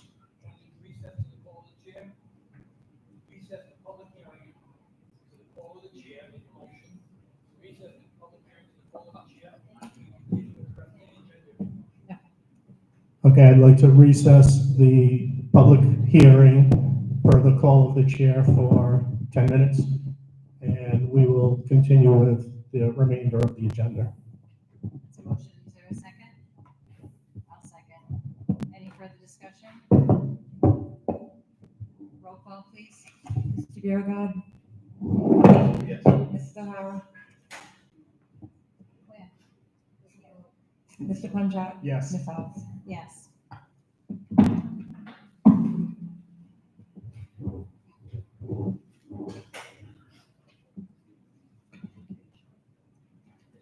No, you're all set. Thank you.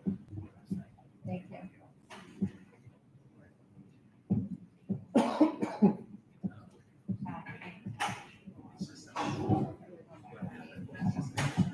Discussion by council vote or other action on payment of bills. You have a packet. Anyone have any questions? I had a question. Go ahead. Take a find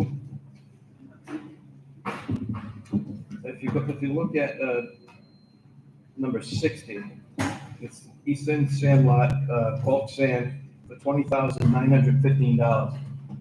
Do we still, I thought I saw right here, do we still, pre-treat the roads? If it's, he could speak better to the process of it, but I think they usually only pre-treat it if there's not expected of rain. That's the only way they could do it. Okay. But he could, I don't know if I'm right, am I right? Right? Okay, there's not, The yeah. question was, do we pre-treat the roads anymore with that, brine?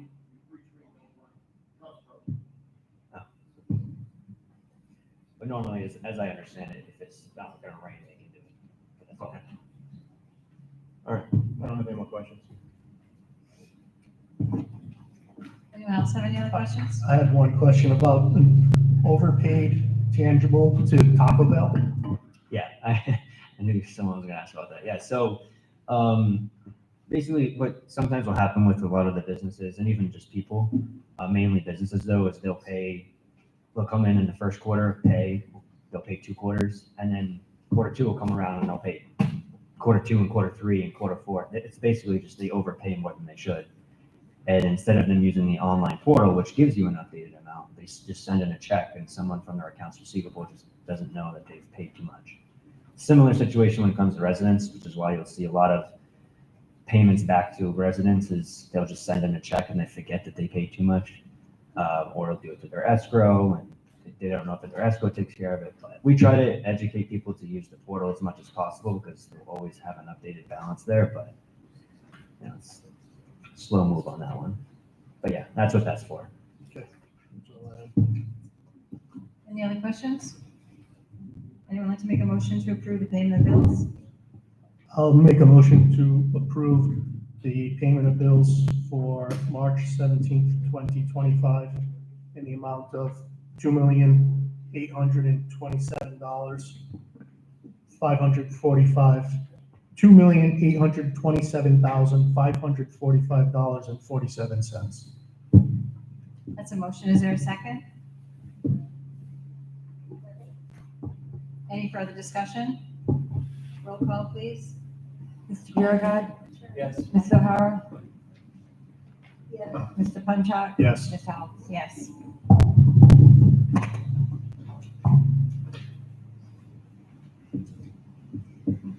Discussion by council vote on other action on consent agenda. All items listed in this section are considered in one motion. There'll be no separate discussion of these items unless a council requests, in which event the item will be removed from the consent agenda. A, town council minutes of March 3rd. Communications, animal control monthly reports, January and February of 2025. North Smithfield Fire and Rescue monthly report for February 2025. North Smithfield Municipal Court monthly report for February 2025. The North Smithfield Police Department monthly report for February 2025. Would anyone like to remove anything from the consent agenda? Madam President? Yeah. I would like to remove the North Smithfield Fire and Rescue report and also the North Smithfield Police Department report. Okay. And I'd like to remove the meeting minutes.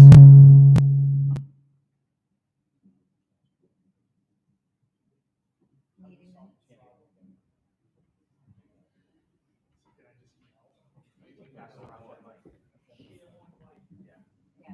I'd like to remove the town council minutes from the agenda. Okay, so everything has been removed. Mr. Biragad, do you want to go first?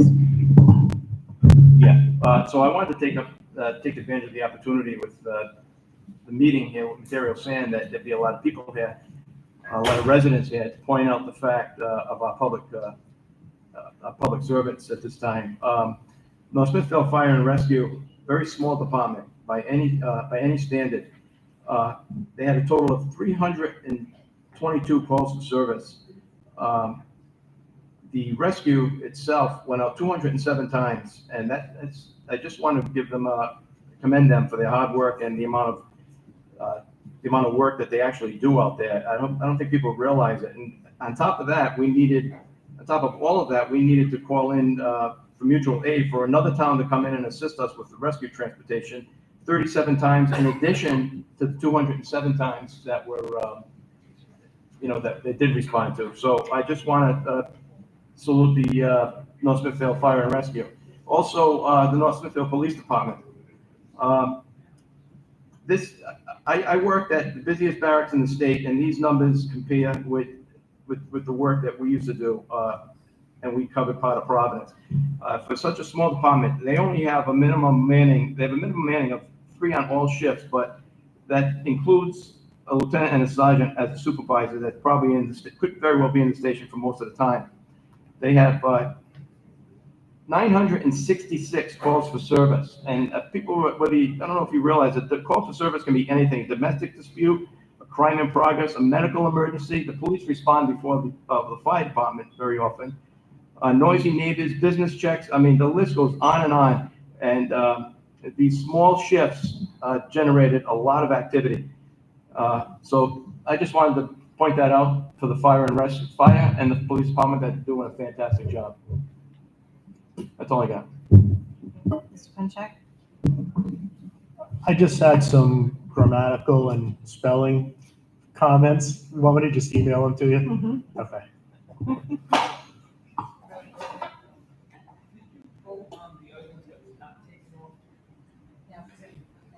I just realized it was the animal control and the municipal court.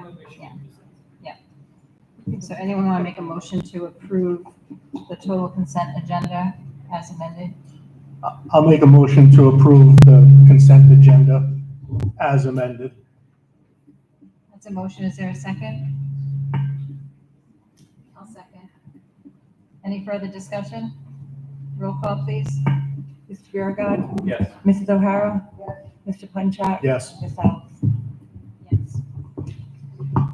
Old business, discussion by council vote or other action on status/progress report of specific items. Asset management, Mr. Gibbs. Yeah.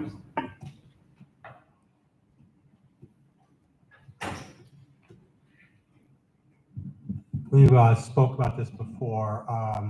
We're probably looking to get the asset management committee to make a presentation to the council. I would suggest probably the town council meeting on the 21st of April.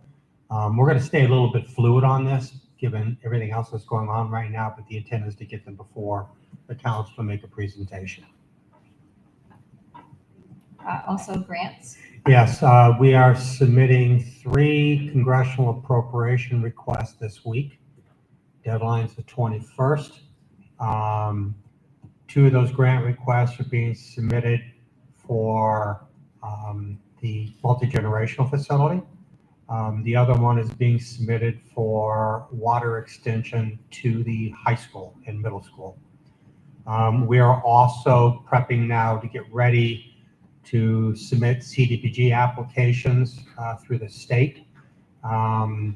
Those applications will be submitted both for Scouters Hall as well as for the multi-generational facility. And we're also teeing up to submit a grant request to BRIC, REMA, which is the Building Resilient Infrastructure and Communities.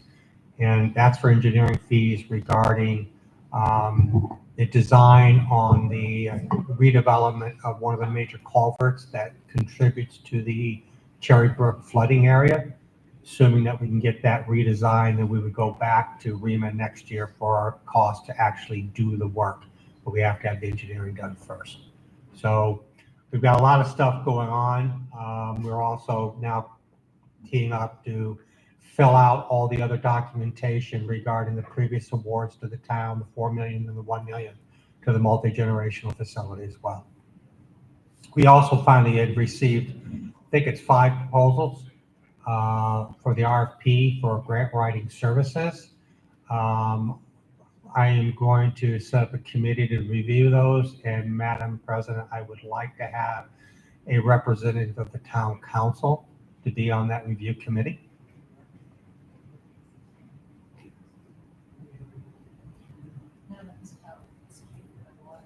What's that? No, this is separate. We went out to request for proposals for grant writing services. Remember, we talked about that before. We have, right now we have Rosewood that's on retainer just to do the documentation work for the congressional appropriations that have already been awarded. And we kept G&G on tow per their current contract to do the CDBG applications. We went out to RFP for new consultants to come in to provide us grant writing services. And as part of that RFP, we received, I believe it was 5 or 6 proposals. We got 6. So we need to review those proposals. So I would like someone from the town council to actually be part of the review committee. And then the recommendations from that will come back to the town council. Is there anyone on the council that's interested in being that liaison? If you could, I think my season's starting up right now, so if you could meet like later in the day. We can meet whenever you want. Yeah, I just early day now, I'm Yeah. very busy. But This will be an internal Okay. meeting anyway, So we so can just- we can move it later. That's fine. Yeah, I'd be happy to do it. Okay, great. Tony, you can write that down. Thank you. That's it for the grant writing. We don't need to do a motion on that. Well, my only concern, and I'll bring it up with the administrator, if, under the OMA, if you create a committee, even if it's an administrative committee, you'd have to comply with the OMA. So I don't know if that's your real intention. The real intention is for the administration to review the proposals received and make a recommendation to the town council for action. No different than we do in your meeting on the RFP. I get it, but I don't want to get it, we can talk about this offline, but I just want the board and the administrator to know that the law is clear. If the administration, executive branch makes a committee that's going to be any kind of control, they need to, if they're making a decision. They won't be making a decision. There may be. They will be making a recommendation. The decision will be made in a public meeting with the town council based on the rating and ranking. I would just suggest we'll review the OMA because there's a Supreme Court case on this. Okay. I'd be very cautious, not that I'm not trying to be transparent, but I don't want to be in a public meeting reviewing proposals submitted by consultants. That's not good. Okay, so we're gonna touch back on this one? Yeah, I mean, the board that Councilman Bureau got willing to participate will determine the vehicle under which to accomplish the administrative goal. It may not be a committee. Okay. Maybe some different vehicle. Just a group of friends. I'll just stop. I'll just stop by. Okay, the next one, do you want to give an update on the human resource position? He's on board. Yay. What I will do, when it's the right time, given the agenda, I will ask David to come to a town council meeting so he can introduce himself. Okay. We're currently working with, David's been basically going through all the files and starting to put together a better filing system for HR. We're putting together a filing cabinet that's fireproof and lockable. The task I've given him as priorities right now is to prepare a employee handbook, which will have to come back to the town council because I want that employee handbook reviewed and adopted as public policy. And he is also going to be working with us to start to prepare an onboarding process for employees. Currently, the town has no onboarding process. So we want to make sure that's all done. So he's really doing some housekeeping at this stage. And he's walking around with yellow and red cards for staff meetings. So whenever we may say something, he starts to raise the cards. Okay, good. All right, Municipal Building Review Task Force, was there any update? I didn't finish. No. So we're gonna come back, because we have to have them come back to the council, because it's been a while. Signal Works. Well, yeah, we did the interviews, and I would assume that because of the interviews, there's going to be some kind of evaluation and recommendations. It's going to have to be made, but ultimately has to come back to the council. Well, they are looking for, somewhat of a subcommittee, or so if it's going to be myself and Signal Works, and if there's anyone else that, should be involved. But they were gonna put together, they recorded every interview, they were gonna put together basically a synopsis of the 3 interviews that were performed, and then come back to us and say, okay, how are we making this decision? And I think they were looking for, obviously input from us and the administration to make that decision. I'd like to cancel recess. Are we all set? You guys good? So I'm going to cancel recess and reconvene the public hearing.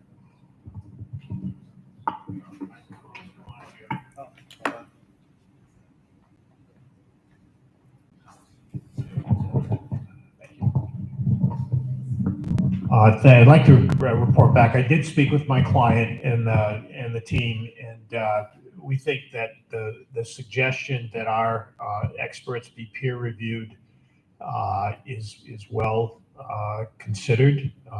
We welcome the opportunity for our experts to be peer reviewed. If there's something they've missed or something we could be doing better, we're interested in knowing about that as much as you are. So we're willing to do that. We are willing to be involved in the financing of that. It's a question that I get a lot at meetings, usually before planning boards. We would request or ask you to consider that Mr. Carullo be involved. He's used to retaining experts at the planning board level. We've got a development plan review that's part of this proposed zone change that would proceed before the planning board. It seems that we may have encountered that type of request at the time we got to the planning board. We're willing to do it earlier at this time. But the one thing that I've worked with planners over the years on is it's a normal protocol that if my client is going to be paying for experts, we have to be able to make sure that the experts are truly experts and be in agreement that they're properly qualified, agree on the scope, and agree on the cost. And my clients will reimburse that cost if it's fair and reasonable and routine. This is an exercise that I have found to be very helpful in the past to getting to what the real issues are and what the real concerns should be. Again, we welcome it. And I cannot tell you tonight which experts, we don't want to pick them. We want the town to pick them, but we do want to make sure that we're dealing with subject matter experts if we're going to be paying for their time, and that there's a reasonable scope and a reasonable cost. Mr. Landry, I think that's very generous of Mr. Pezza. I'd rather, no, I'm only one, but I'd rather that he didn't pay. I'd rather that you guys are just totally left out of it. That's my opinion. And I think that his offer to pay, like I said, is generous, and I appreciate that. But it should be totally separate. We should pay for it ourselves, just like I would pay for my own defense if I was in trouble. Just like, I think that's the way it should be. We should keep everything separate. I respect that, but I'll just say, and I'm not going to fight you over who has to pay. Obviously, that would be fine with me if you want to pay for it.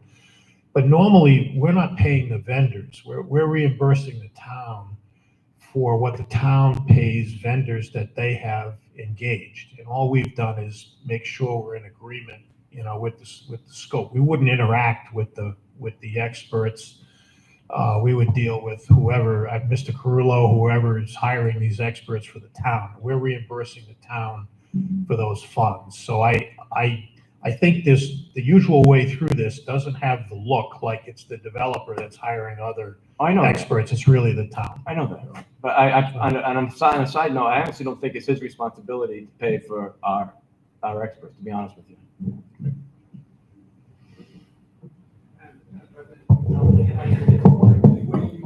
I just want to advise the council that if this was involved, and Mr. Landry is well aware of this, in the normal planning process, if there was a planning application, state law provides a mechanism for peer review paid for at the applicant's cost. So this is an unusual process because it's a zone change and the state law doesn't really address that. And the planning for recommendation, not an actual regulatory decision, doesn't address that either. So the fact that it's kind of in a similar process, but without a specific statutory mandate, and the applicant's willing to do it, should be considered, that's all. We have 30 years of unusual processes, so why not keep the ball rolling? The application for the zoning is not unusual. The town is normally not retaining experts during a zone change application. That's the.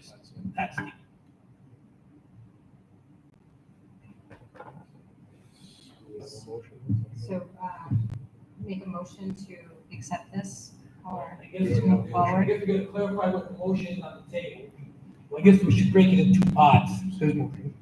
I think, Madam Chair, Councilman Bergen, it looks like it needs to be two parts. I think one part needs to be, do you want to continue the public hearing in this matter till 49 days? Till May? Voted in favor of that. I didn't think that was a vote. No, I think we waited. Yeah, I think you called recess to the chair. yeah. And then, if you don't want the payment as part of the motion, I think then we should make another motion about how it's paid. So I guess one motion is, do you agree to continue it? The second motion would be, someone can make a motion pursuant to Mr. Landry's comments that experts be retained, subject matter experts with regard to an agreement with the applicant, that they are qualified, the scope and the cost, and that be done through, with the planner being the point person to make that selection on behalf of the council.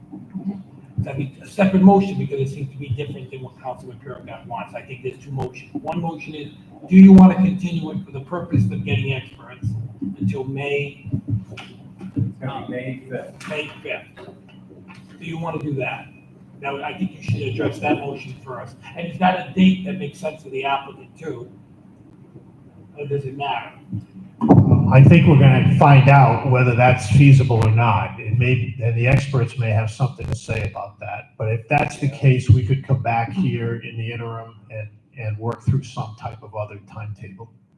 That's a good point. May 5th may not be sufficient time for experts to generate the reports that you so desire. Let's set the goal for May 5th. Okay. We can always change. So at this stage, it's like everybody's in agreement, including the applicant, to continue this matter to May 5th for the purposes of obtaining expert, subject matter experts to conduct a peer review.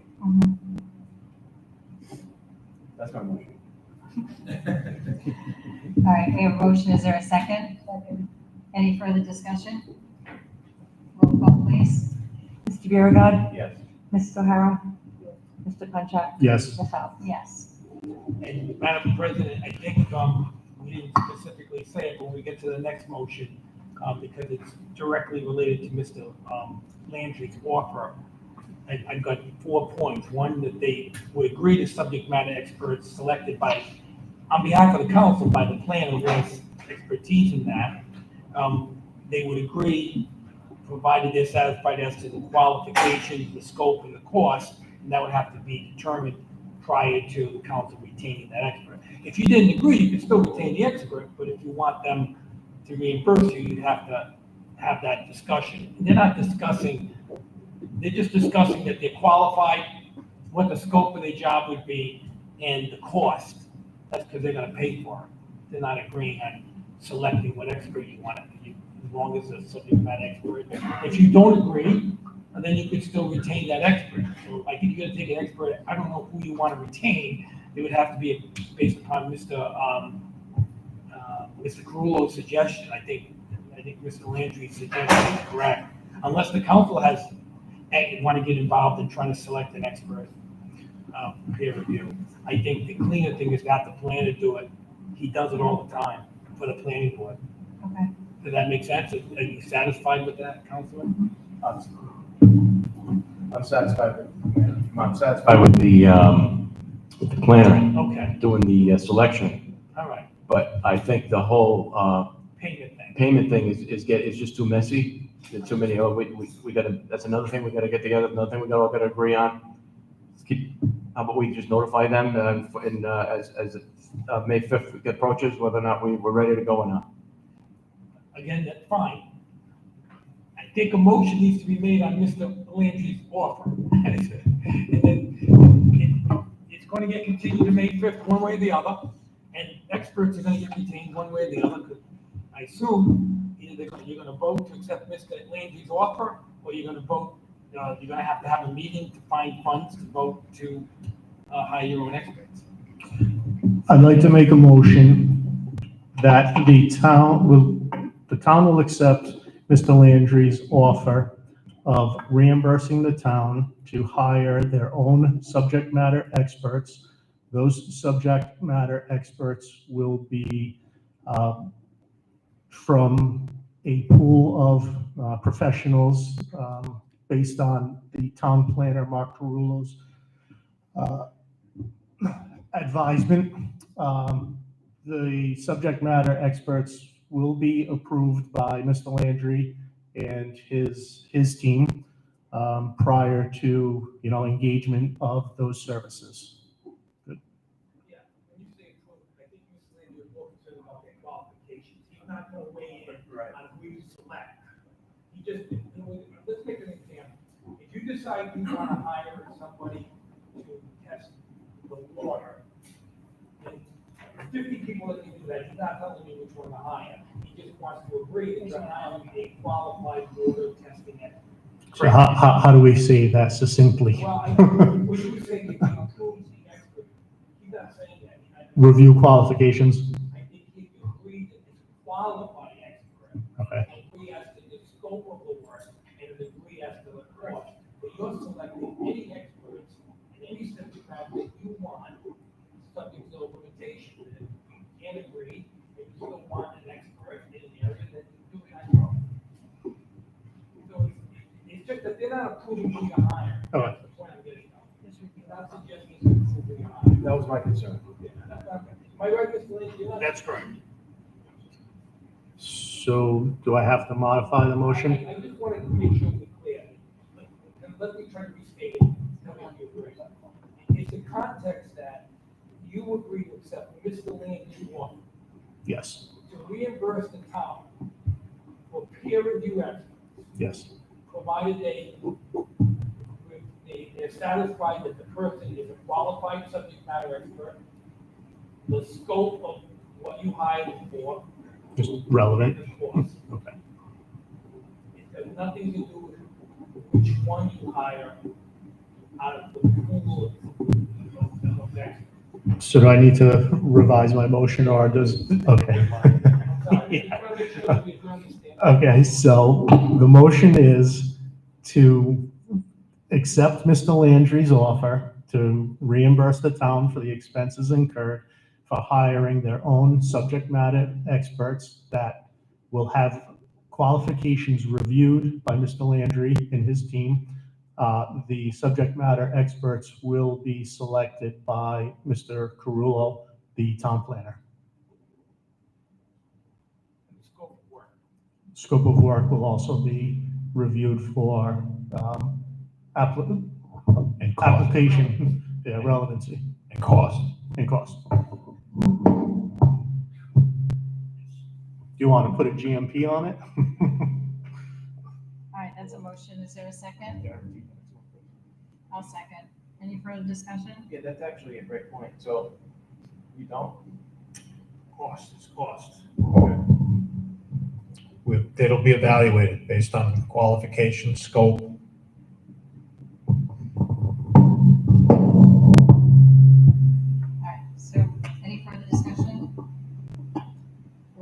please.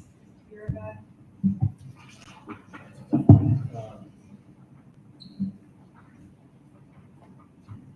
Yes. Mrs. O'Hara? Yes.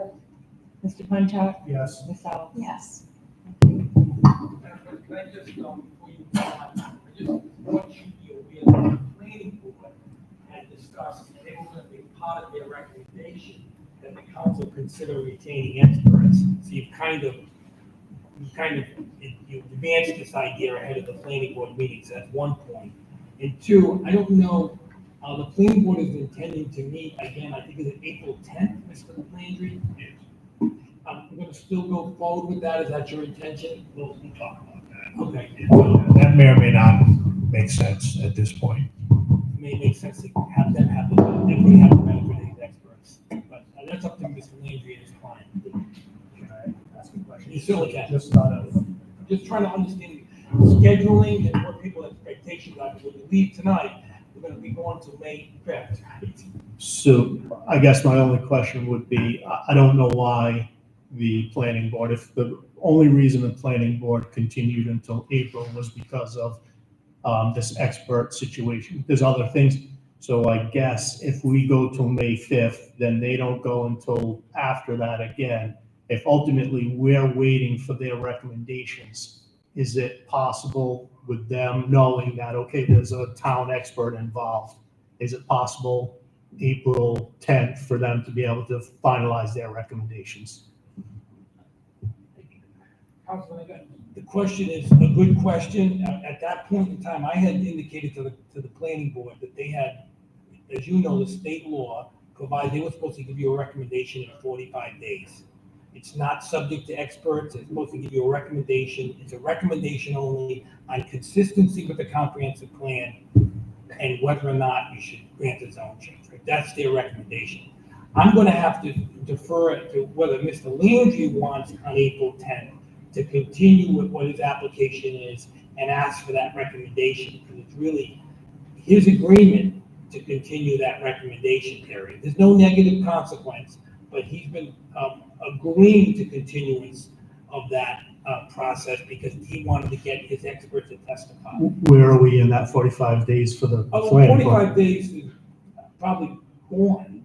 It's coming and going, but we were clear from the beginning that this was not a sprint, and that we wanted the council and the planning board to have the time they needed to be comfortable. So that will continue to be the case. We won't have a problem from me with the general time frame that we're talking about here. If it goes into a black hole, that may be different, but I don't expect that. And I can't decide tonight whether that planning board meeting makes sense or not. I don't think we need to resolve that tonight, but we'll address that separately. Yeah, I don't want the council pushing that process. I just brought it up so the council was aware that process was happening.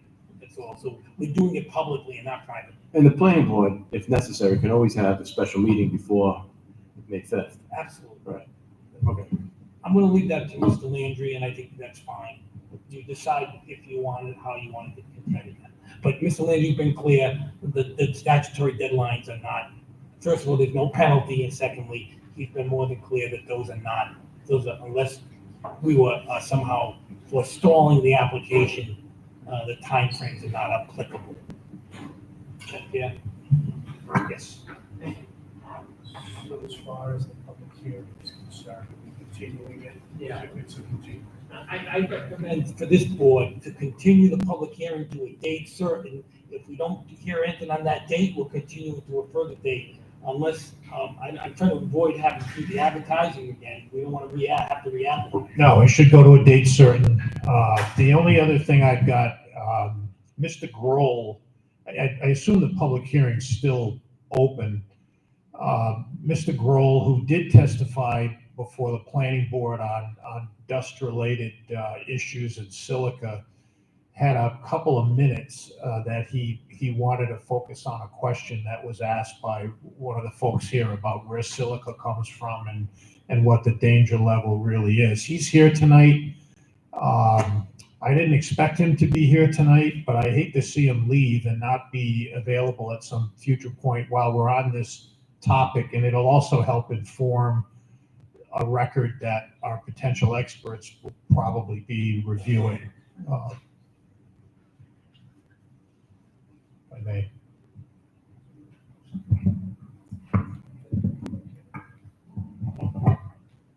Thank you.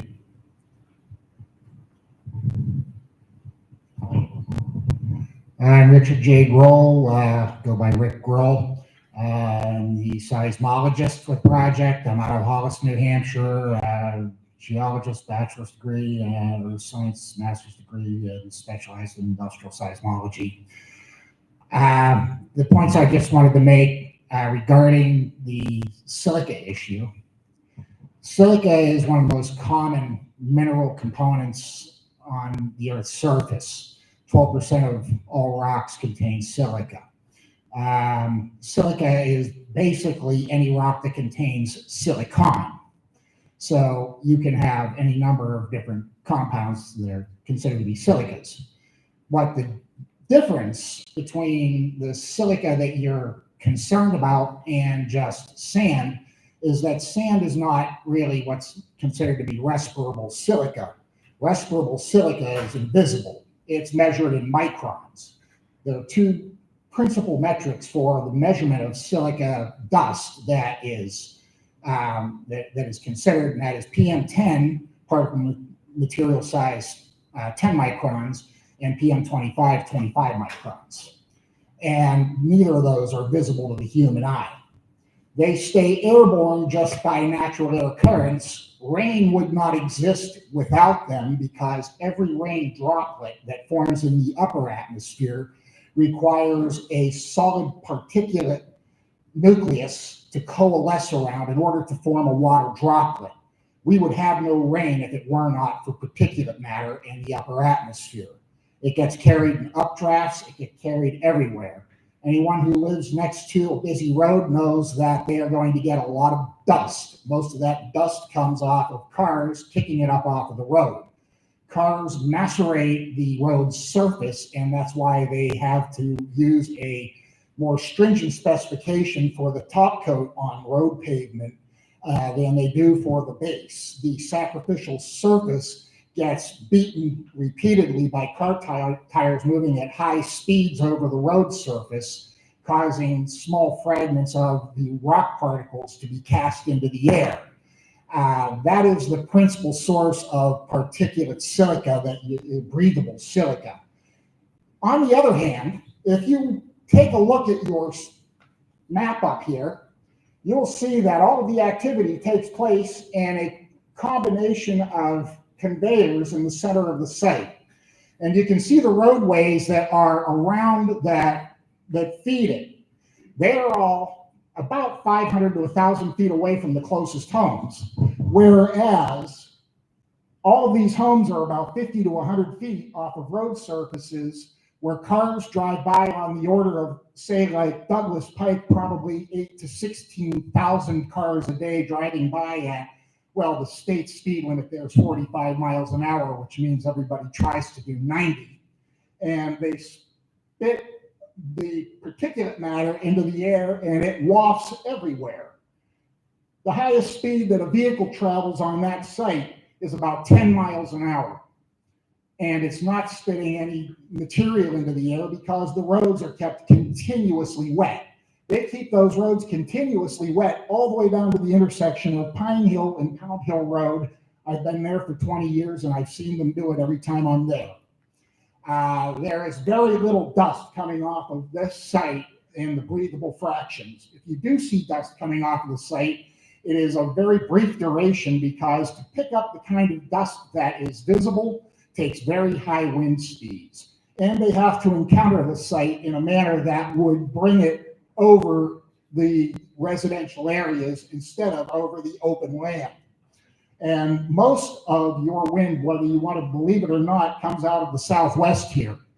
The predominant wind direction in Rhode Island is out of the southwest, not out of the northwest. There are times when it comes out of the northwest, but it is predominantly out of the southwest. So I just wanted to make those points that there is very little potential for dust coming off of this project to affect these homes the way that the roads around affect these homes. And then it's probably on an order of hundreds of times more dust coming off of your road surfaces. And every one of you uses these roads. You all got here in a car, and if you don't want to contribute to this condition, you know, start walking. Otherwise, if you're driving a car, you're stopped. You're part of the problem. That's all I have to say. Get everybody fired up with that one. Just gonna get everybody fired up with that one.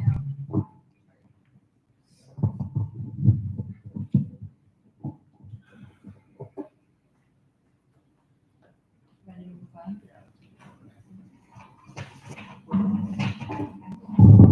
All right, new business discussion by council vote. It is. Go ahead. Go ahead. You know, I really brought this up because Mr. Grubb, you. I was trying to concentrate on the experts and ask them specific questions. But to me, the crux of the problem is upstream, figuratively. They are making the claim that they can combine the 3 lots by word of law. And they specifically said, Mr. Landry said at a planning meeting, it's a compilation of multiple parcels that have been combined by operation of law. The law has required them to be merged and treating as zoning as 1 lot. Mr. Landry added something under his breath right after he said that. He said, we believe. And I didn't notice that until the 3rd time I reviewed the the planning committee meeting. But even he said, we believe. So I would like to know, we have legal representation.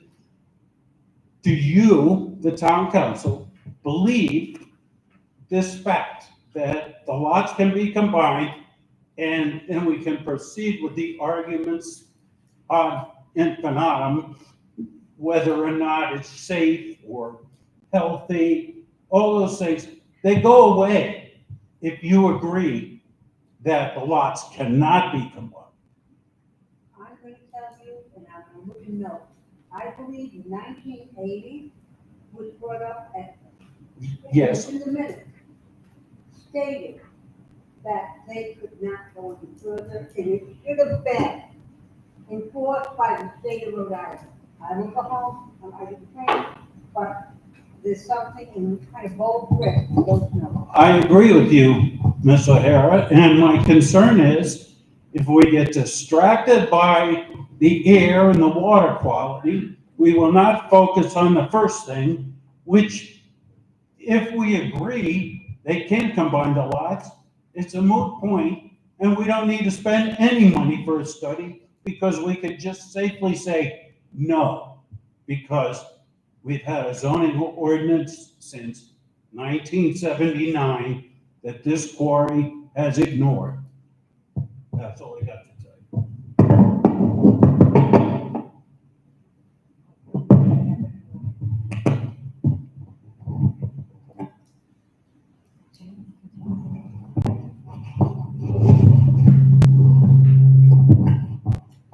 I'd like to make a motion to continue the public hearing for, I'm not going to read the whole thing, the petition application for an amendment to the zoning ordinance pursuant to Rhode Island General Laws 4524-50 and 45-2451 for Pound Hill Realty LLC to a date certain of May 5th, 2025. That will be petition as well as the text amendment petition. There's no change in the text amendment. Items 1 and 2. Items 1 and 2 on the agenda. Yes, on the agenda. That's a motion. Is there a second? Second. Any further discussion? Roll call, please. Mr. Biragad. Yes. Mrs. O'Hara. Here. Mr. Punchak. Yes. Ms. Alves. Yes.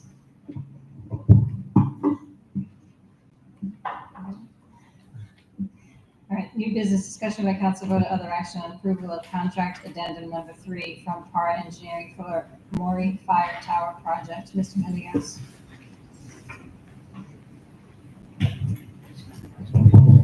Good evening, Ray Pendergast, Director of Public Works. You should have in front of you a contract addendum number 3 from Power Engineering to continue the renovations for the Maury Fire Tower project.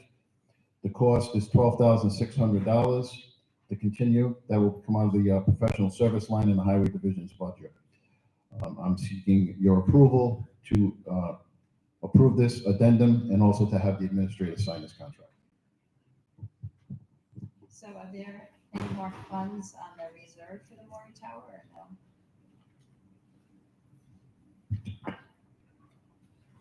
no? Yes, there are. I'd have to get a updated figure. We just updated reserves today. I can give you a second if you want. I'm gonna give it to you now. Just bear with me. Just go through this drive. Yeah, I was thinking, I was like, maybe I should bring the reserves, piece of paper. I was like, nah, I should have brought it.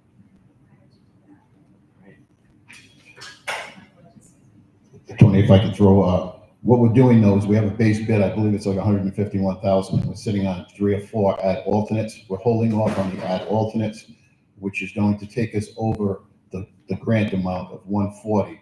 The reserve amount is probably not enough to do the add alternates to finish the project. But we're waiting on the environmental study that's being conducted right now. So, sorry. Go ahead. So we have enough funds in the professional service line to handle this demo. Yeah, and if you want any of it to be put to reserves, we have 86,733 reserved for the Maury Tower left. So it's up to. But that's already, that money's already spoken for. Is that what you're saying? It could, if we do all of the add alternates, that reserve money will be gone in addition to the 140 grand. Okay. It's gonna be close. Yeah, that's what I think we had talked about when we first looked at the bids. Mayor?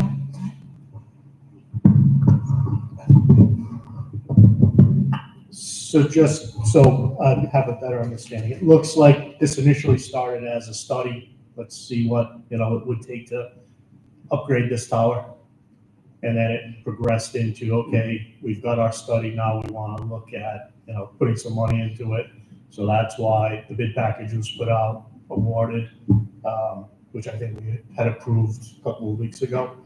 And now this is for construction administration services provided by PAR, in addition to increases in billing rates, yearly billing rates or hourly billing rates that they probably get every year. All right, so shouldn't really see anything else from PAR, correct? As long as everything goes according to plan. So now we're still sitting on the add alternates, the environmental study. We'll see what that shows us. So the add alternates are part of the contract to, can I say, who the Mill City? Mill City's the contractor. And those are just, okay, we've got this money, let's, how? There's 100. What is the exposure on the environmental, I guess, is? It's an older building. So we're just asbestos waiting for the type best- things asbestos or? and the, top better. And that's not considered in any of the add alternates at this point? That's part of the bid. So we're hoping that it doesn't exceed what we've already put out as the bid part of that. So there's like an allowance or something in the Mill City contract for? The initial bid, I think, was 151,000, somewhere in that area. But then there's the add alternates. The grant that the planning got is 140,000, I believe. So that's why we're already over the grant amount. So PAR is overseeing the construction part of this, yeah, the material end of it. So it should not exceed this 12,000. It should. But famous last words. That's why I'm not going down that road.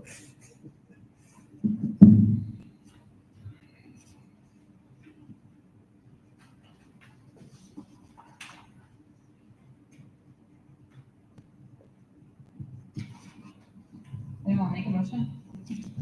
Any more questions? Okay, I guess I will make a motion to approve the contract addendum request number 3 for the Mowry Fire Tower to Park Corporation in the amount of $12,600 and authorize the town administrator to sign. That's a motion. Is there a second?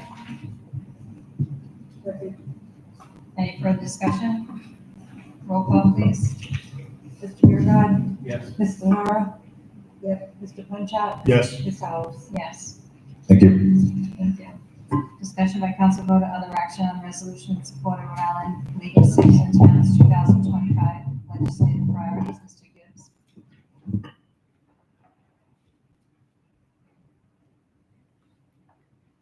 As everyone knows, we are a member of the Rhode Island League of Cities and Towns. The league is our advocate as it relates to both the governor's office and the legislature. A couple months ago, I actually distributed to the town council before a meeting a brochure which outlined what the priorities are. In effect, what the priorities always are is making sure that the local communities retain power over their own decisions and that we get as much resources as we possibly can. All this resolution does is it basically gives the Rhode Island League of Cities and Towns ammunition as they meet with our legislative delegation and the governor. I've already met with the governor on a couple of occasions with other chief elected officials, and the Rhode Island League of Cities and Towns are by our side in those conversations. This just gives them greater support.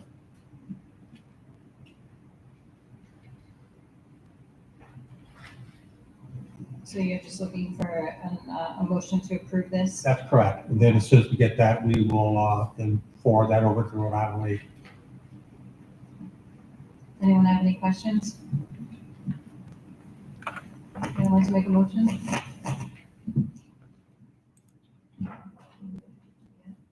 Okay, I will make a motion to support the resolution of the North Smithfield Town Council supporting Rhode Island League of Cities and Towns 2025 legislative priorities and have the, oh, that's all. That's a motion. Is there a second? Any further discussion? Roll call, please. Yes. Mr. Punchak. Yes. Ms. House. Yes. Thank you. Thank you. I'd like to entertain a motion to adjourn. So moved. All in favor, say aye. Aye. Aye. Meeting adjourned.